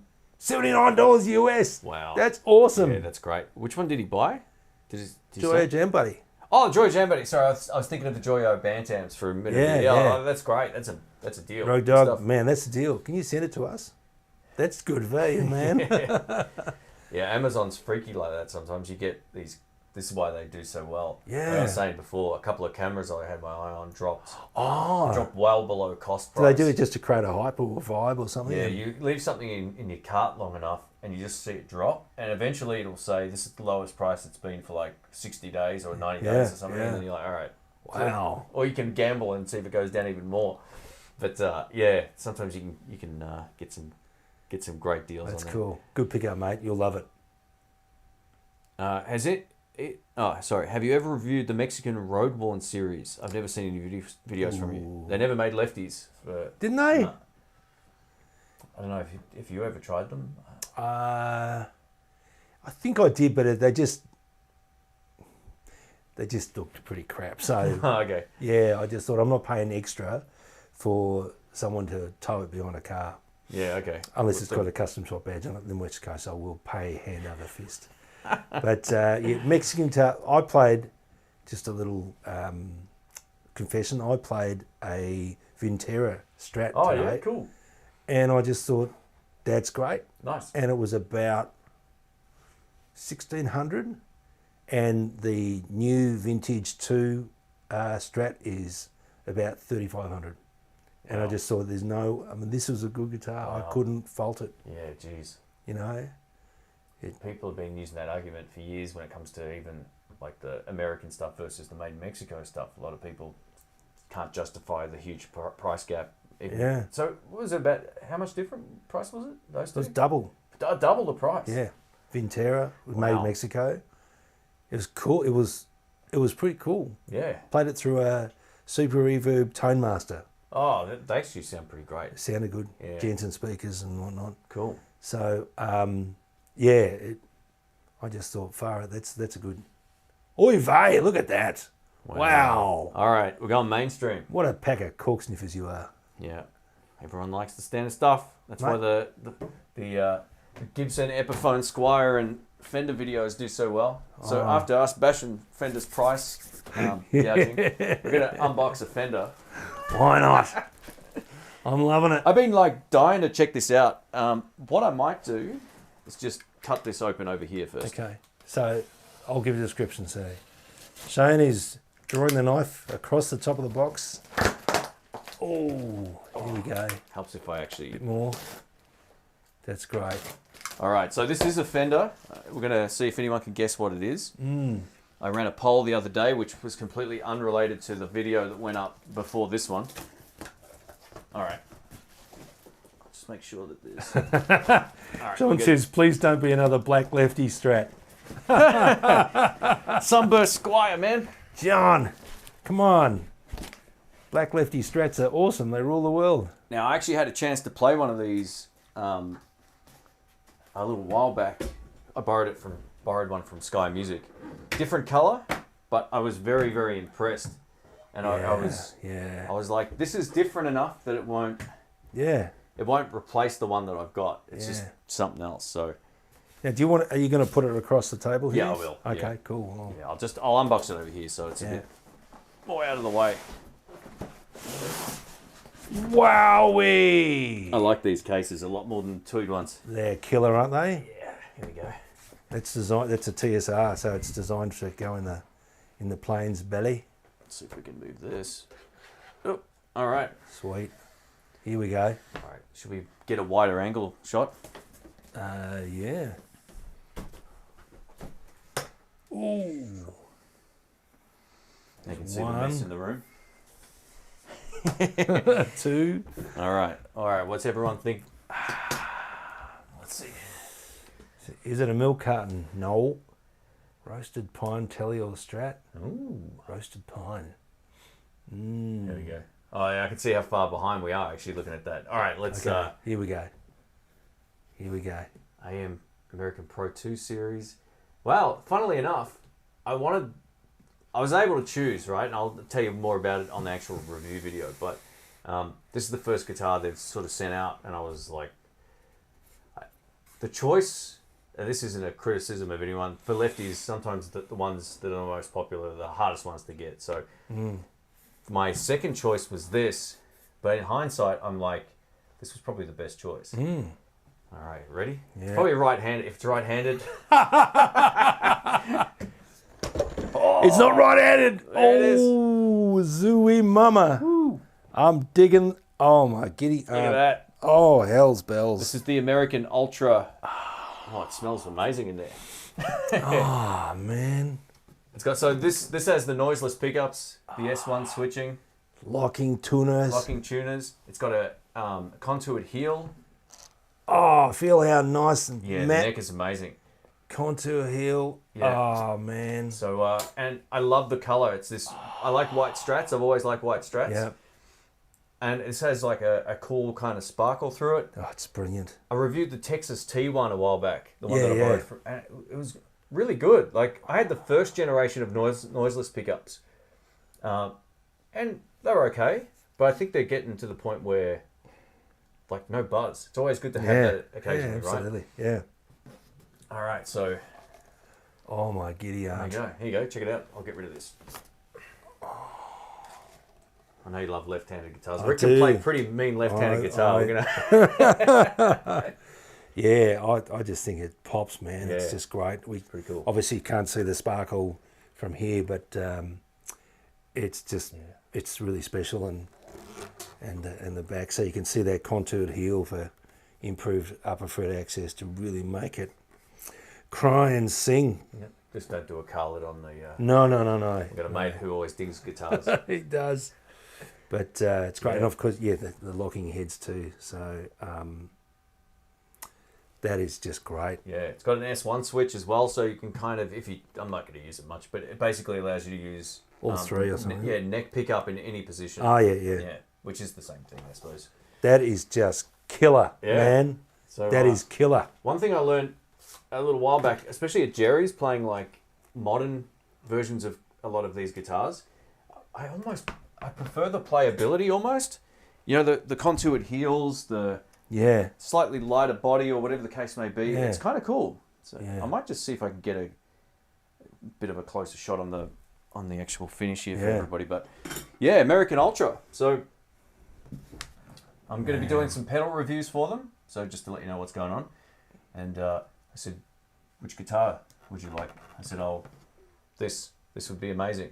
The Texas T1 looks good, but some people were complaining that the anodized pickguard was creating some sort of like issue with a microphonic or you get this sort of weird sort of static feel. Okay. I don't really dig them. I didn't notice it when I used it here, but I think at the time I didn't use it through an amp. I just used it. I did, but it was going through the 2 notes. Yeah. But I'm wrapped with this. I mean, this is awesome. It's got a nice, very tasteful tortoiseshell pick guard. It's not. Yeah. It doesn't look like that mother of toilet seat. It's good. Oh, sorry, mate. Yeah. Anyway, so that's the mainstream one. Anyway, that's.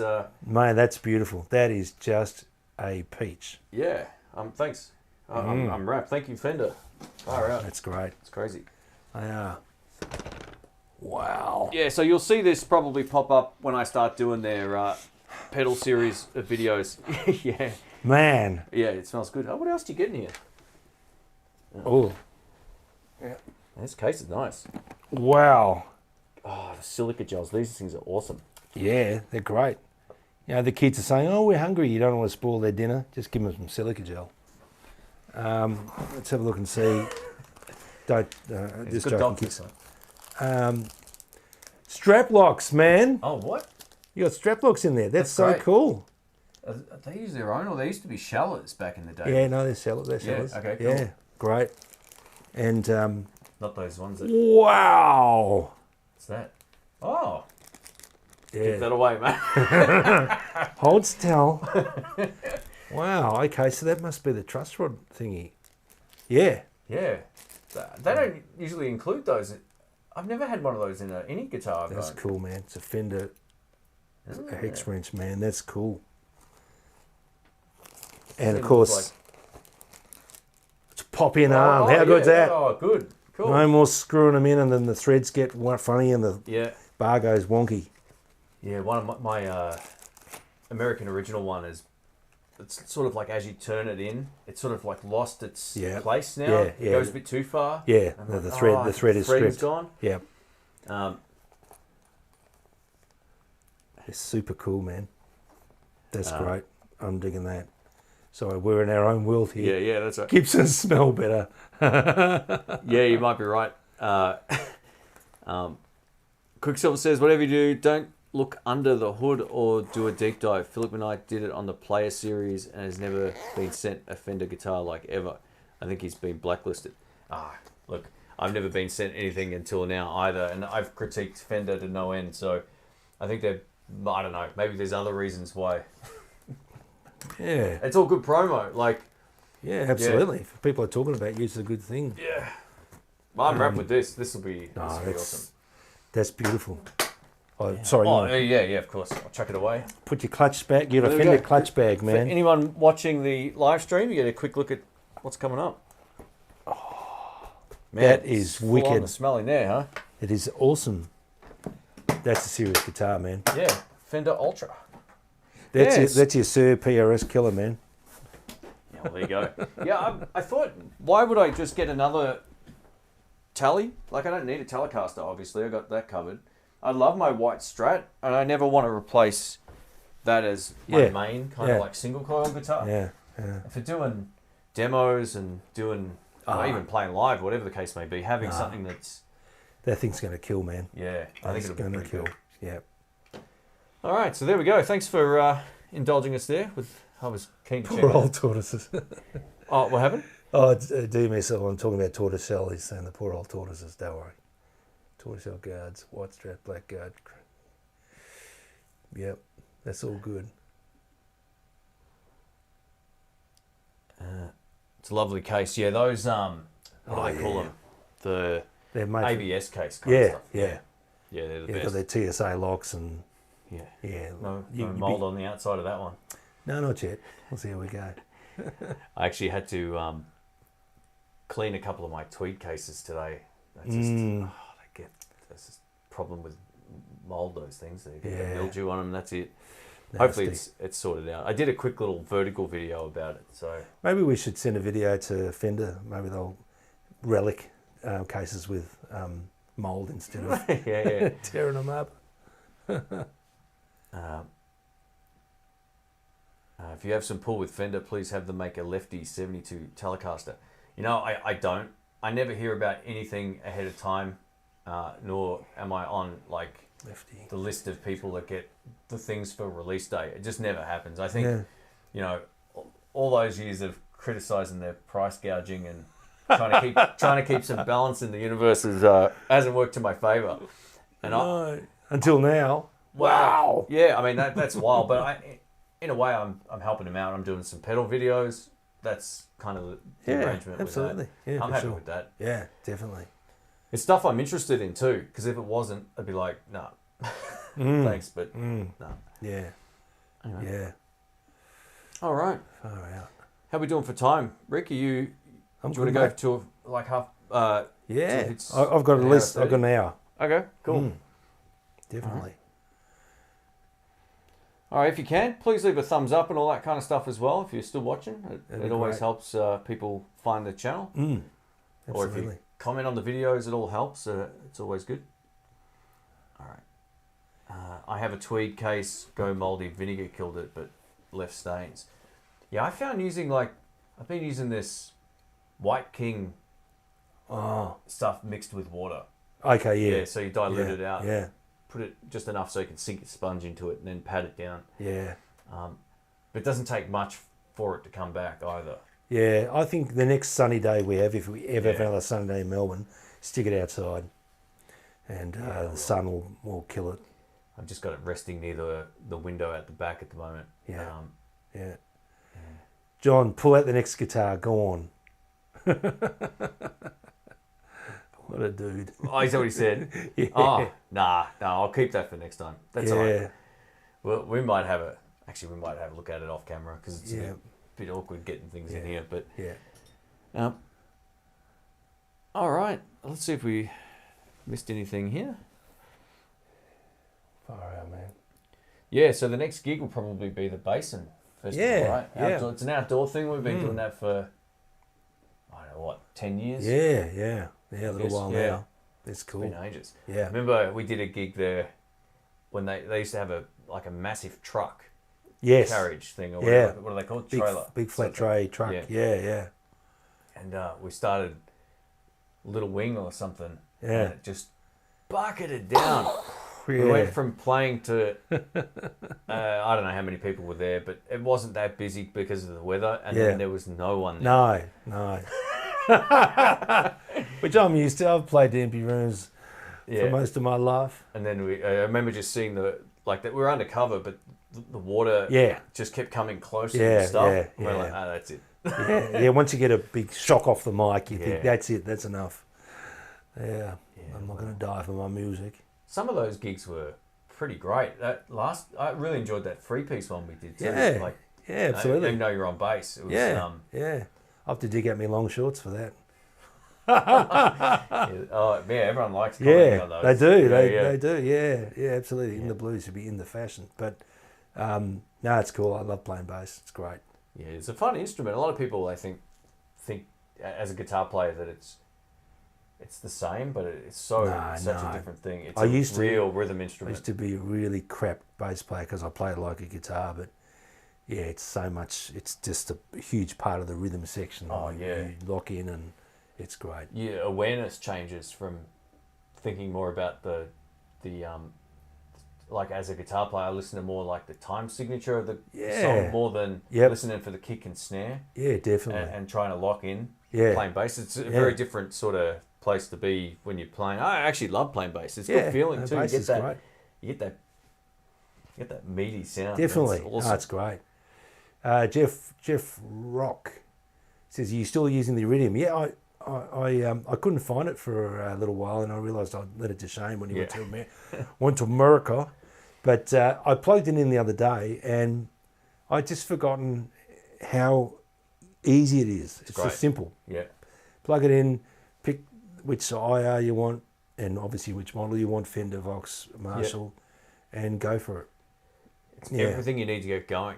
Yeah. You don't need anything else. It's so good. No, it's great. All the jam tracks we shot at Jerry's were with that because we only had one little monitor to listen back to what we were recording. So that was the music coming out of that. And it was shockingly great. Yeah. That situation. It was easy. No, it's good. I know there's all this fuss about the Universal Audio amp sims. So they've got this one called the Dream 65. Which is, a 65 deluxe reverb. And sure, it's got a few more bells and whistles in it, but Yeah, I'm yet to be convinced. I know everything's nice and new and shiny, and UA make great stuff. Obviously, the Oxbox and all their plugins and that. Yeah. But yeah, I'm really happy with the Iridium, and I've had it for a couple of years now, and it's great. I don't think that new one would probably do anything that yours doesn't. Yeah, do it just as well. I think so. I know that's a Fender voice. Yeah, you get like 3 in 1 basically with yours, right? Yeah, that's right. Yeah. Fender Vox and Marshall, whereas UA wants you to buy a separate one for Vox sound. Yeah, of course. and they make one that's like a Champ, and it's really kind of gnarly sounding. I don't know if they'd sell any of them, but the Fender one is certainly instant gratification. It's got the reverb in it, which is pretty lush. Okay, cool. And a couple of mods, but I'm really happy with the Iridium. Definitely. Cool. Strymon's good gear. Yeah, I was blown away by the sound. The only thing I would love to see on that is an XLR out instead of a jack. Absolutely. That's the only thing that the Tricalis Audio Works one, or however you say it, has got over that. It's got an XLR out. Yeah. But it lacks the convenience of having everything else. Yeah. You've already got your amp in a box thing. So definitely. No, I XLR was would be really great. impressed. But I mean, they're both great. But if you're just looking for one thing to record, that Strymon thing's awesome. Yeah. Who handles the vocals when you guys gig? You kind of both do something. Yeah, the drummer mostly. Yeah, Phil Collins. Well, when we do as a 3, because singing and playing bass is diabolically difficult. So definitely. It's sort of, if Rick's doing his gig, he'll sing. Or you've got sometimes other people that might guest or whatever too. For blues stuff, whoever's playing guitar pretty much leads the set. Yeah. Stay tuned too, because coming up later this month, we're going to do a little bit of a live. Yeah. Not live to YouTube, but a live thing of some description. Absolutely. So we want to get back into playing a bit more and doing a bit of that. Yeah, definitely. Should be fun. So stay tuned. Live and naked. Yeah. Bass is hard work compared to 6-string. Well, yeah, that's the difference. You can't stop like you can on guitar. Guitar, you can halve everything. Or, that's right, exactly. Stop playing altogether. Fat us about. No, bass, when you make a mistake on the bass, it sticks out like dog's nuts. Yep. It really does. So, no, I agree. You've got to have your head in the game the whole time. Yeah. But I love it. No, it's a good, fun instrument. I mean, Rick laid down some bass with the 5-string. It's a 5-string, right? Yeah. Harley Benson. This beautiful blue bass is after a while. Yeah. And I love using it. I got to play bass a couple of sets at the Jam last Sunday, which was fun. I don't often get to it. I'm like, man, this is good. It is. Yeah. Yeah, absolutely. Get a good drummer. Exactly. It's a lot of fun. Lock it in, definitely. Otherwise, you're in a world of pain. Yeah. If the drummer sucks. Yeah. But it's good. It's okay. That was people just getting hot and bothered about the Strat, which is it's beautiful, man. That's great. Great. Thanks. Yeah, it's really pretty cool. Good. Yeah. I couldn't really think of anything else that, like the American Pro stuff, as great as it is, it's too similar to my white Strat in terms of what it does. It doesn't really cover any different ground. And to me, that American original Strat is the one I'll have for as long as I can for sure. I never want to get rid of it. It's a 50 spec Strat. It's ground zero. It's awesome. As a lefty, there's nothing else like it other than some custom shop guitars, which are like, how much are they now? $8,000. They started, it's upwards of 6. Crazy. Yeah, so that just opens up a different sort of different thing. Yeah, the buzz-free thing's really appealing too, especially if you've ever tried doing what I do. We do in the studio. The humbuckers make life a lot easier if you've got lights, and it can be a nightmare some days. Yeah. Wouldn't a naked set get you demonetized? I think the thought of it might actually.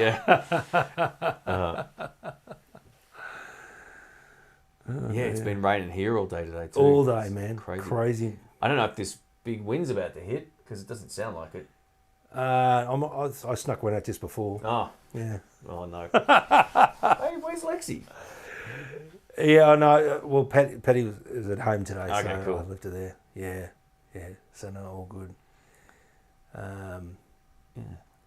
Well, if anyone else has any questions, let us know. Yeah, I'm not going to unbox anything else today. That's it. Just one and done. Yeah, look, you got to leave them wanting more, you know. We're not all about getting our yayas out. So the video we shot today with Rick most likely be up either probably late next week at the moment. I've got a few things I've got to finish editing while they're fresh in my brain, but it'll be up pretty soon. So well, you've got to edit out all the dodgy notes and the extreme guitar faces. So yeah, that could take a while. You'll laugh when you see it. Everyone makes fun of Rick's guitar faces. So yeah. It's a good one. Yeah, absolutely. It's like a circus sideshow. Yeah. Oh no, the chat's just Pop gone the funny. chat. I got to find a better way of doing that so it doesn't. Oh, is that better? Oh, look at that. Yeah, there we go. That's all right. All right. Have you guys tried those vintage brand guitars? By the way, I've never played a lefty. They don't make them, but Alex has a couple of those. Does he? Yeah. Okay. Vintage. Yeah, they're like are they like relic sort of? Yeah, it's like Clapton's Blackie kind of. Oh yeah. Sort of tribute guitar, but unofficially, I guess. No, I think I was going to play one time, but then someone had a camera and I thought, don't take a photo of me playing this. So. Sorry. What a schnob. I've seen a number of those this was years ago, back in Sindel Music. Cash converters? No. Yeah. They're actually pretty good guitars. Are they? Yeah, they're all right. Where they come from? Asia as well? Yeah. I don't know much about the background of them, but they look like they're pretty solid instruments for what you get. I think wherever Tokai's made in China stuff are made. Oh yeah, okay. Their Strats and all that kind of stuff. They look almost identical. So I don't know if they're made in the same place or not, but they look very similar. But they're pretty solid from what I've seen. I mean, I've heard them as well live. I've just not played one because I can't. I picked a few up. Yeah. I've been unable to Yeah, okay. lefty picking up right-handed guitars isn't always ideal. Yeah, okay. So someone just said that Wilkinson's got something to do with the vintage brand. So. Oh, there we go. Cool. Yeah, okay. Yeah, Quicksilver. Yeah, I know Alex likes his...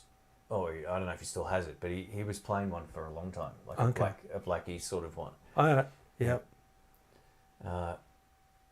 3 a.m. in the States and I'm up. Hey, Shane and Rick. Cool. It's I Rock the Blues. Welcome, mate. Good on you, man. Hey, Metalhead Hippie's here as well. Jeez, it must be late there too. Welcome, mate. Far out. Yeah, mate, don't make much electrics anymore. No, I heard a while back that they were going to stop doing that. Making electrics. They go on these like 3-year runs on and off or something. Right. It might not be exactly 3 years, but someone said that'll be the last one. I remember hearing about that when I bought that. Remember I had an amp and it didn't work, those Blues Juniors? Yeah. I ended up with that guitar and I didn't love it, but it wasn't much of an option back then. And, someone was saying that they go like, they do them for a while, they'll stop for 2 or 3 years. Yeah. Which has probably been longer than that now. So because remember Rob at the Jam had basically it's a telly. Yeah, his looks like my Little Crow. Yeah. That one's good. Yeah. The one I had, the pickups were too different. Yes. It had that great humbucker and the real lackluster single the coil, but so like a humbucker mini size single. I don't know how to explain. And the weird sort of lever thing. Oh yeah, the pickup selector thing. Nah. Yeah. It's a swing and a miss. Sometimes you buy stuff, and instantly you made the wrong choice. That's how I felt with that guitar. Yeah. I thought, this is great at home. I love it. We took it to the Brunswick Hotel. Yeah. It was the worst night I've ever had.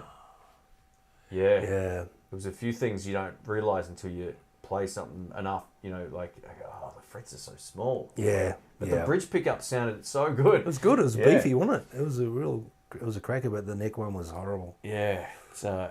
Yeah. Nasty. And I think, I think them and Cole Clark probably don't. I think Cole Clark did they get in trouble for their electric guitars a while back? Oh, yeah, they might have, because they look like Fenders. Yeah. I think there might have been something stopping them from popping up as well. But now Cole Clark make a bass that looks like nothing else. Okay, cool. Yeah. Quicksilver says they make lefties. Shane, the Icon series of those relic models, they make a lefty. Oh, that's good to know. You know what? I just haven't seen one, even in a shop full of them at the time. So this was going back. I haven't been in Sindel Music probably 4 years. This Quicksilver dude knows a lot of stuff. What's his story? You know what? I don't know. I always think, I'm going to check some of these channels, if they've got channels. Yeah. I never do, but no, he's been a great supporter of the channel. A lot of folks here I recognise. It's great. Yeah, sweet. What's my plectrum of choice, or what do you use? Oh, what I use is mostly one of these. Sorry. What? Yeah, one auto. I got a manual focus. That's Okay, yeah. Basically, it's a Jim Dunlop, John Petrucci. So it's like a Jazz 3. I used to forever use Fender, the typical shape of Fender, extra heavy ones, and I used to use the corner of them. But I just got some of these one time, and I just like how you can just alter the angle, and it just sort of glides past the string. It's weird.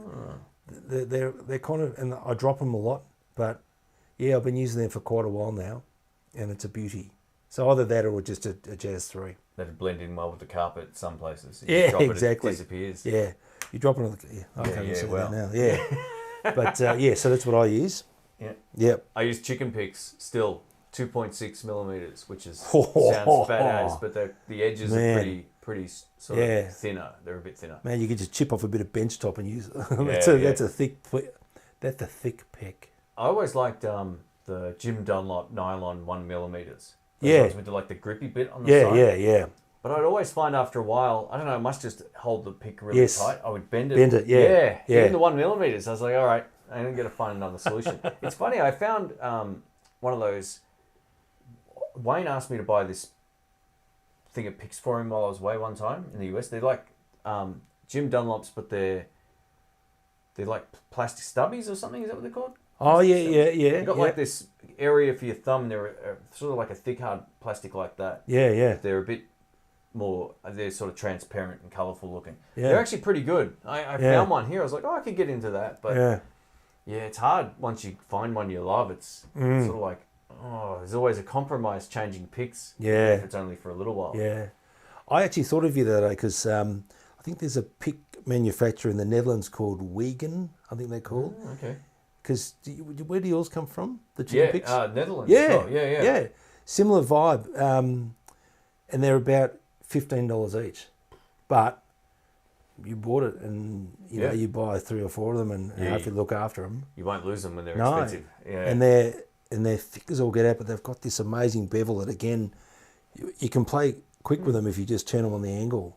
Wow. So cool. I thought, I think they're called a gypsy something or other. So I thought about that. I might have to get into that. Yeah, I wouldn't mind checking that out. The other one that I really liked, which I think I gave away at one point, were those Dragon's Hearts ones, which were kind of the similar thing to basically a similar thing to the chicken picks, except one, instead of it being round at the top like most picks are, or uniform, one side was kind of shaped differently. Yeah. So you could kind of use it that if you wanted to as well. But yeah, they're pretty cool. Yeah, the picks are cool. John says he uses the purple 2mm Jim Dunlops.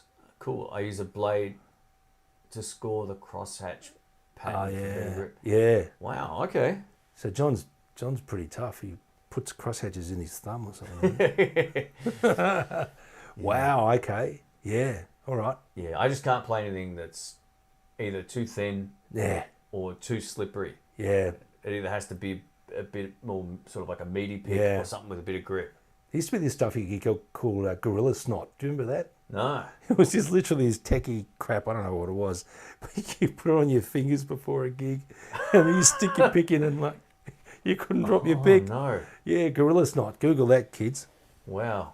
Yeah. That's I can't believe that's a thing, but I guess. Yeah. Metalhead Hippie uses Dragon's Heart. Oh, there you go. Yeah, they're really good. Yeah. I think they sent some out for like a video. This is years ago.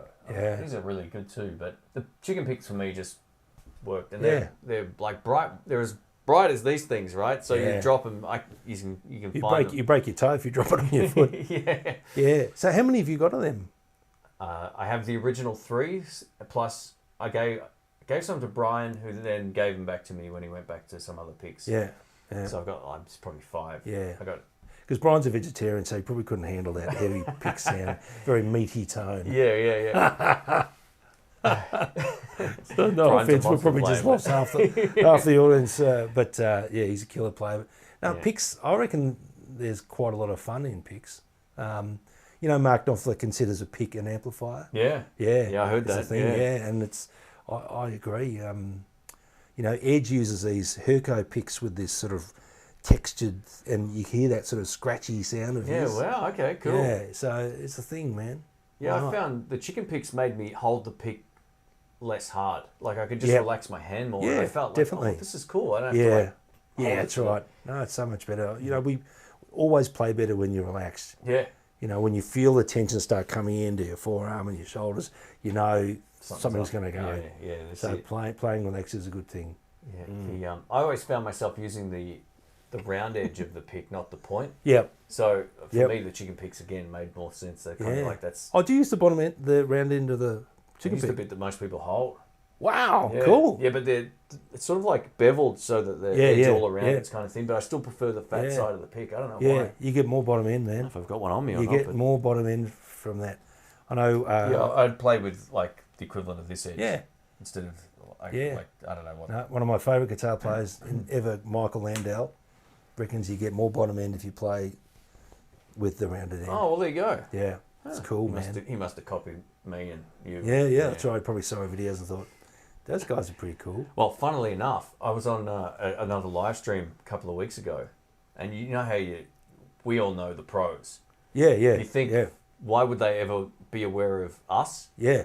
And Johnny Hyland said he loved the channel.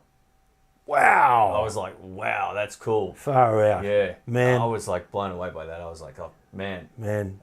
You don't expect any of these people to be aware of any of it. Well, it's interesting because, you know, obviously over the pandemic, these guys had to pivot to YouTube. Yeah. And they're great players and they're awesome body of work, but their videos were crap. Sorry. No, they're you know what it is? they're tech and all that sort of stuff. They're playing catch up with everyone who's been doing it for years. Yeah. It's but even before Johnny was been on YouTube, other than people filming his gigs, I'd owned all of his pickups. I bought the D'Allen pickups. Yep. Yeah. I had a set of his Johnny Blade ones as well. Yep. And the now the ones in the Kiesel. Yeah. They're the best ones. They sound great. That's all I said. I said, mate, love the new pickups. They're the best. Best yet. Yeah. I've had them all, and he goes, "Oh, in the blues, lovely stuff." Man, I'd get one of those Kiesel Johnny Hollands in a heartbeat. Yeah. I would. That's that whole modern thing working to your advantage as a player. I'm really getting into it. I could. Yeah, why fight it, man? It's it's cool. Next, I'm going to be playing bloody some Jacksons or something. What do you reckon? Well, they were modern in the '80s, maybe not so much in the 2020s. Yeah, I reckon I could see you playing a Charvel. The modern Charvels are they're pretty cool. Yeah, absolutely. Yeah. Yeah. I don't know how much I'd use a Charvel though out of the studio, and then Yeah. It's not in the cock rock. It's in the blues. So, but they're pretty cool. Yeah. Pretty versatile. They are good. I mean, as a guitar, they're great. They got a really flat radius from what I remember. 16 as well. or it's crazy. 20 inches or something crazy. I just saw a question about the PRS SE Silver Sky. Was it up a bit? Up, it was up. So here we are. 05 Kievan. Oh, this is a good one for you. Would you recommend the Silver Sky SE over Fender Stratocaster? Well, it's funny you should say that. I made a video on another channel where we did a blind test. The Silver Sky SE versus a $7,000 Fender 50s spec Stratocaster, and we both preferred the sound of the SE. Blinded. Wow. Yeah, okay. It was crazy. It was just... That's not the player though, right? Like you're just talking about the sound? Yeah, the sound. The sound. Yeah, okay, not the player. The sound. Yeah, gotcha. If you watch that video, don't look at the actual video. Just listen to it, and the SE, I reckon it sounds really good. For me, the thing that lets the SE down is the cheap plastic parts. They just plastic's crap. They look really ordinary, and we had feedback from people saying, that the volume knob just split in two and fell off. And that happened to the one we got from Sky Music. Yeah, the first one we took out of the box had a cracked volume pot straight down the middle of the plastic. Right down, It looks rubbish, and I just think putting all that work into a guitar and then cutting corners there was a bit odd. I think for those wondering, I think that's been addressed From what I think I read it somewhere that, or heard it somewhere that they're like just replacing it with better plastic if it does happen. But to have it happen straight out of the box. Yeah. Look, after we made that video, I was really conflicted. I thought, gee, I should get one of them. Yeah, you're too much of a snob to buy one of those, mate. No way.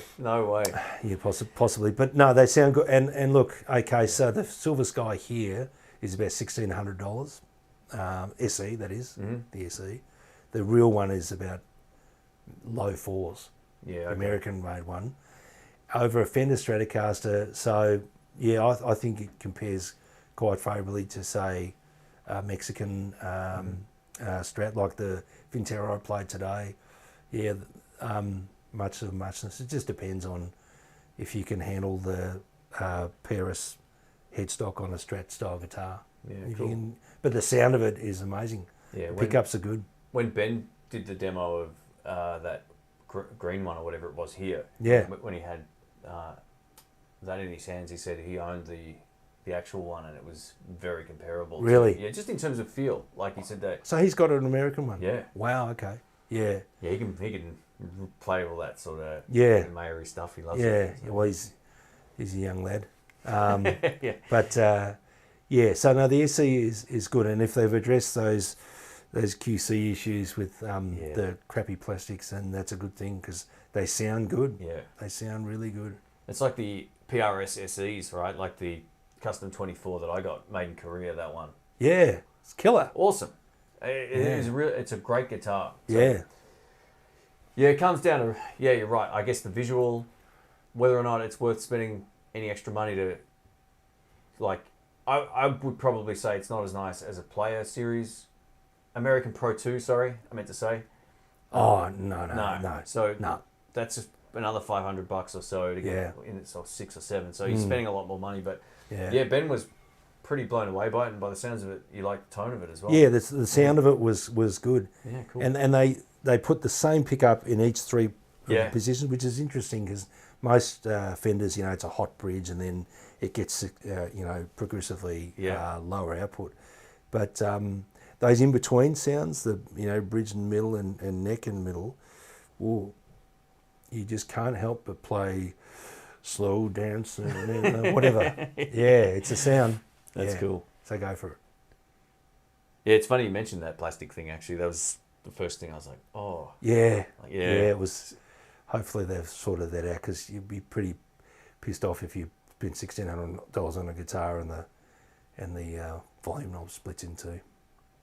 Andrew says Brett Kingman plays some Charvel guitars. Yeah, he does. Yeah, they're man, that guy, he's a great player. He rips something, man. He does rip. One take, done. He's like you. Rick comes over, does a video, one take. No mistakes, done. All right, next. No mistakes. That's what Ben was like as well. Really? Yeah, that sort of. I had a great day filming yesterday. I recorded all of my intros without having to do it twice. Yeah.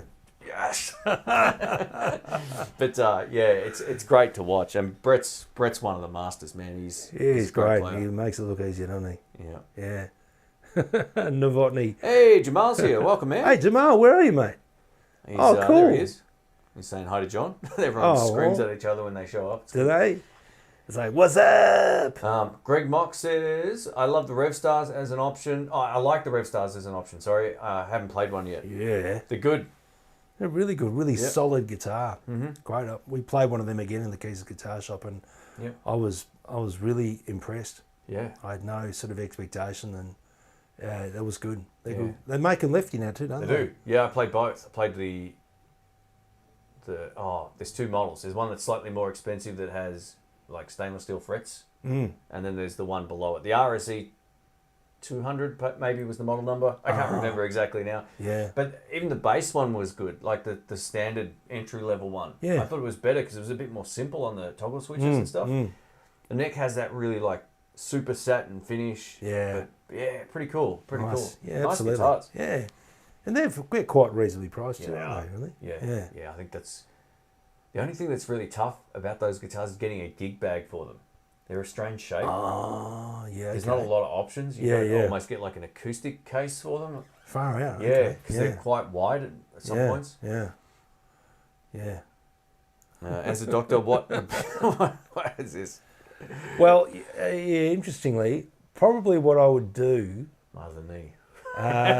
No, I reckon I would just get into your brain and just switch it around so that, because lefties, you cop it, don't you? As far as the range of guitars, Yep. you can have. Of course, it makes all these guitars obsolete, but maybe I'd put in like a switching system. Oh, that'd be cool. Yeah, where you could just be lefty for some and then, whatnot. But I think that would be useful. Here's a good question here. It says, how many guitars is the minimum amount you need? Is it Probably one more than what I've got would be the default answer. Yeah. I was about to go there too. I'd love to be that guy who has one guitar. Mm-hmm. Like Brian May, obviously. Oh, yeah. One guitar his whole career. I guess Stevie Ray, we always think about that beat up 59 of his. I guess Brian Setzer, all the 6120. But there's guys that play one guitar of different types I can think of, like Knopfler or yes. I was going to say a few other guys. No, but maybe, Knopfler's a good example of like mostly one Les Paul and mostly one kind of Strat. Yeah, it's like a super Strat thing. Yeah. Yeah. Just on that question. Yeah. I loved that Sir Knopfler guitar. It was so good. And folks, I think we should be all applying pressure to Shane to get that, because that was beautiful. It sounded so nice. All the guitars I played, that was the one I asked for a price on. Yeah. When I got back, I was like, how much for this? And he told me, I was like, Hey? Jerry was going to do me a good deal. Yeah. It was still a lot. And I was like, I just can't justify that at the moment. But I tell you what, if I was to get any other guitar, it'd be that one. Oh, man. But I'm going to start clearing some stuff out. I really do. I feel like this stuff sitting in boxes, it just has to go. Yeah. That's a beautiful guitar. Man, it was folks, awesome. check out that video if you haven't. Yeah. And start stuffing his inbox with, you got to do it, moron. Come on, you only live once. One of my favourite live shows ever, and I still have it on DVD, and if I break out the DVD ever, it's to watch that. It's On the Night, Dire Straits. Oh, yeah. The tone is so good. Yeah. I mean, the whole show's amazing. They're just like world-class. Is that the one musos. with the pedal steel guy? Yeah. Oh, my God. Yeah, it's insane. It's That's a great gig. It's like anyone who says the studio version's better of anything, you show them On the Night and you go, oh, okay, I get the good live stuff. Yeah. Good live band's unbeatable. Unbelievable, yeah. Yeah, and the tone of that. Yeah. AMGs, like, unbelievable. Like, they had all the good stuff. I can't critique those pickups at all. Sometimes people might go, oh, they lack this or that. They sounded awesome. Oh, man. Yeah, and the sustain was off the charts. Yeah. Well, because they're weaker magnets. Because you've got a battery for the preamp, so they don't strangle the sustain. And I mean, gosh, Lukather had them, Flaming Larry Carlton had them. Yeah. Those guys know a little bit about tone. They're all chumps, man. Come on. But have they played at the Mount Dandy? No. They're all wannabes, but no, it's all good. Jeremy Manship, you legend. Thank you so much. Yeah, You're thanks, so jealous. No BS. I don't know. I'll bring a fair bit of BS, but I'll read it out so everyone can, in case anyone's listening. It says, "Hi guys, great to see you both. Absolutely love your channel. Love your honesty and no BS. I really value your advice and say it as it always is. Have a flat white on me. Thanks, mate. Well, did you drink coffee? Just in the morning. Okay. Yeah, to wake me up and also to get my day started. We'll get him a Pepsi Max or something. Something good for the soul. No, it's good. Thanks, Jeremy. Thanks for the kind words, mate. Yeah, it's good, mate. It's been way too long since you've been on the channel, so I thought this might be fun. No, it is absolutely. It's ridiculous. All right. Well, we're getting to that point where it's starting to get to how long have we been streaming for here? Let's have a look. Why can't I ever? I don't know. Anyway. Sometimes when I make everything big on the screen, I can't see it. I think it's probably been about there it is. an hour and a half. 5 minutes, and then we've been going 2 hours. All right, we'll wrap it up at the 2 hour mark. Thank you, everybody. Yeah, thank you. Appreciate it. Thanks for having me back. It's wild. And if anyone's got any last questions here, we'll take them for the next few minutes. But yeah, I'll try and timestamp this a bit later on tonight. I probably won't do it for a few hours, but hang in there. I'll get it done. I always watch it back on 2 times speed. Oh yeah, good idea. Yeah, and then just like pick the bits that absolutely kind of get there. Stu ends. It's 3:30 a.m. in Canada. Whereabouts in Canada are you, Stu? I'm tipping it's probably it's 3:30. You lived there for a while, right? Yeah. So he's probably on the East Coast, I would think.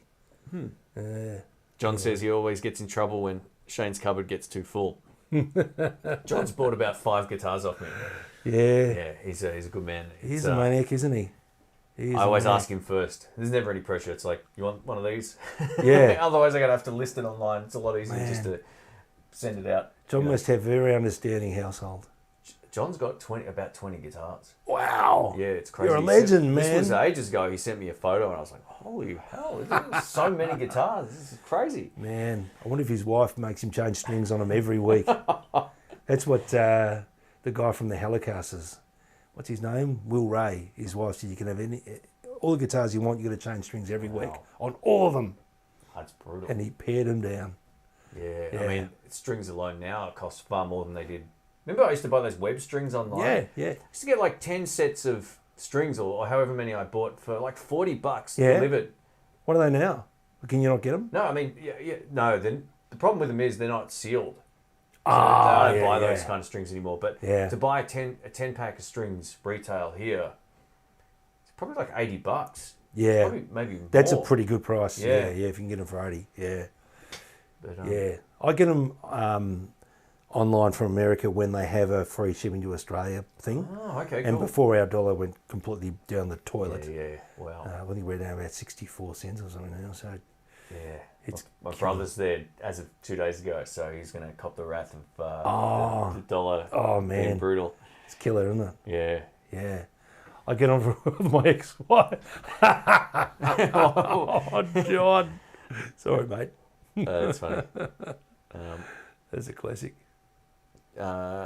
Jesse says, Jesse from the States here, I can't believe you're watching you both live. 2 questions. 2 questions, 1 Landau fans. Oh, I guess that means, do you like Landau? Yeah, he's probably my favourite guitar player. Yeah. He's just... Because years and years ago, I had this delusional thought that I could be a session guitarist. And when you listen to Mike Landau over the, since the probably late 70s, everything he does is just perfect. It sits in the song, the groove's great, the tone's unbelievable, it's so good. And he's still awesome, incredible, and everyone chases him and they'll never catch him. Wow. The way your brain works, though, for people who don't know, Rick doesn't forget much. He's kind of got one of those like... it's a curse. Yeah. I'm sure if you applied the same amount of long-term study you did to become a doctor into just playing guitar and did nothing else, you would be even more of a wizard than you are now. Rick's cut studio tracks for me and a lot of other people, and it's great watching him work. He picks great chords, gets it right. There's not a whole lot of cutting and stuffing around. He just does it, and it's a really tough thing to do. Yeah. Most people, when you hit record, they can't play unless you're a drummer or a bass player. Yeah. Look, it's great to watch it. Yeah, I think so. I think it's just thinking about. I used to listen to all those session guys like obviously Steve Lukather and Dan Half and Michael Landau and I just think, wow, what are they doing? They're just finding what's going to serve the song the best and the groove and all that sort of stuff. And so, but Michael's just, he's up there. He's just really, really good. Yeah. There was another guy you were watching for a while, or listening to, I should say, or both. I mean, it was online mostly. I think you may have actually have gone to see him in New York. Oh, yeah. Jim Campolongo? Yeah, that dude. Yeah, man, he's wild. He's totally different, like just an old beat-up telly, like a 50 whatever is telly, and either a Princeton or a deluxe reverb or something, and a tuner. And that's it. Wow. And everything else is volume and tone and him and... It's that Chris Kane thing, huh? Yeah, it is. who needs all that crap? Plug in and play. Yeah, to be in the same room as, when you saw Chris. Yeah. Like, I'm spewing, I didn't see him, but it just makes you think, what is possible with amazing hands, great ears, and basic gear. Like what did Chris have, a 335 or something? And yeah, actually, I think he was playing. He might have been playing an Epiphone Les Paul he borrowed or something. Wow. Yeah, it was something. It wasn't. I don't think it was a 335 because I remember seeing. Oh, maybe he had one with him, but I think he was playing just some touring guitar. Yeah. It was great. And into Fender Pro Sonic, I remember you telling me that. Yeah. I had one of those, but so good. But did he have his Bib and Brace overalls? Because that's another part of his tone. No, he was wearing almost like a suit with a Cosby sweater thing on. It's the easiest way to explain that, even though we don't say that term here. But that's what it sort of it's just a woolly jumper kind of thing. What? Yeah. He's a super nice dude. Yeah, absolutely. No, it's great. Far out. All right. Yeah, cool. Stu's from Ontario. Yeah, cool. Oh, there we go. Yeah, I lived in Ontario for 6 months back in 2007. I loved it. It was great. Really good. Simon says he's just waking up here in the UK. I'll watch this later. I'll try and timestamp this a little later on today, so hang in there. All the timestamps will say 3 minutes 42. Rick bullshitting about something else. 4 minutes. But mate, I'm happy to be back. Yeah. No, it's good, man. We should do some more of this sort of stuff. Yeah, absolutely. Fun. Yeah, for sure. We'll try and do, as I said, for folks who missed the start of this, we'll no doubt do a bit of a recording session coming up, like a live thing. So we'll get some cameras out, and hopefully we can come up with something that we can share with you. Otherwise, it'll get lost into the ether of hard drive space somewhere. No, I'm sure it'll be fine. It'll be good. It'll be great. I like having. This is another thing. Having something to work towards is good for me. I don't know how it feels for you, but if you know you're going to do something coming up, absolutely, you're in a whole different mindset to just plodding along. Yeah, you might I get excited about it, and I start to plan it and almost visualize how it's going to be and how it's going to feel. So, no, I love it, and that's what I tell. I've got patients obviously with depression, and I always say just try really hard to plan something that's going to be good. Yeah, that's going to make you feel good. Mm-hmm. Even if you can't sort of get into the vibe, almost force yourself to. And having something to plan for and look forward to is just great. Otherwise, life is just Groundhog Day. Forget about it. Yeah, exactly. For sure for that. This is something I'm actually going to go get just my, as Clapton would say, the faculties back in order. Get the hands, coordination back. Yeah, absolutely. As a 3-piece, you kind of got to make it work, right? Yeah. There's nowhere to hide. No. And it's going to be a great experience for me just to try that again, because we've all played in trios over the years, and it can be amazing or it can be tough. Yeah, for sure. But we've got a good bunch of guys, so you have your head in the game would be great. Yeah. All right. Well, we're going to wrap this up. We're just over the 2-hour mark. Thank you everybody for being subscribed and dropping us a question and all that kind of stuff. Thanks for the super chats as well, everybody. Yeah, thank you. Appreciate that. From Jeremy and the other one's gone, but thank you everybody who did that. It was great to see you. You guys are maniacs. You've got to get some sleep. This is a great time of day, the afternoon. Oh, what time is it now? Evening. Is it 7 o'clock? Nearly 7. Yeah. Wow, man, the time's flown. It's crazy, man. All right, we're gonna go. Thanks, excuse me, I'm losing my voice too. That explains what's going on. Yeah. Timestamps will be coming up, and thanks for hanging out with us. It's been fun. Thanks cheers. For that. No, it's great, mate. Really good. Appreciate it. If you could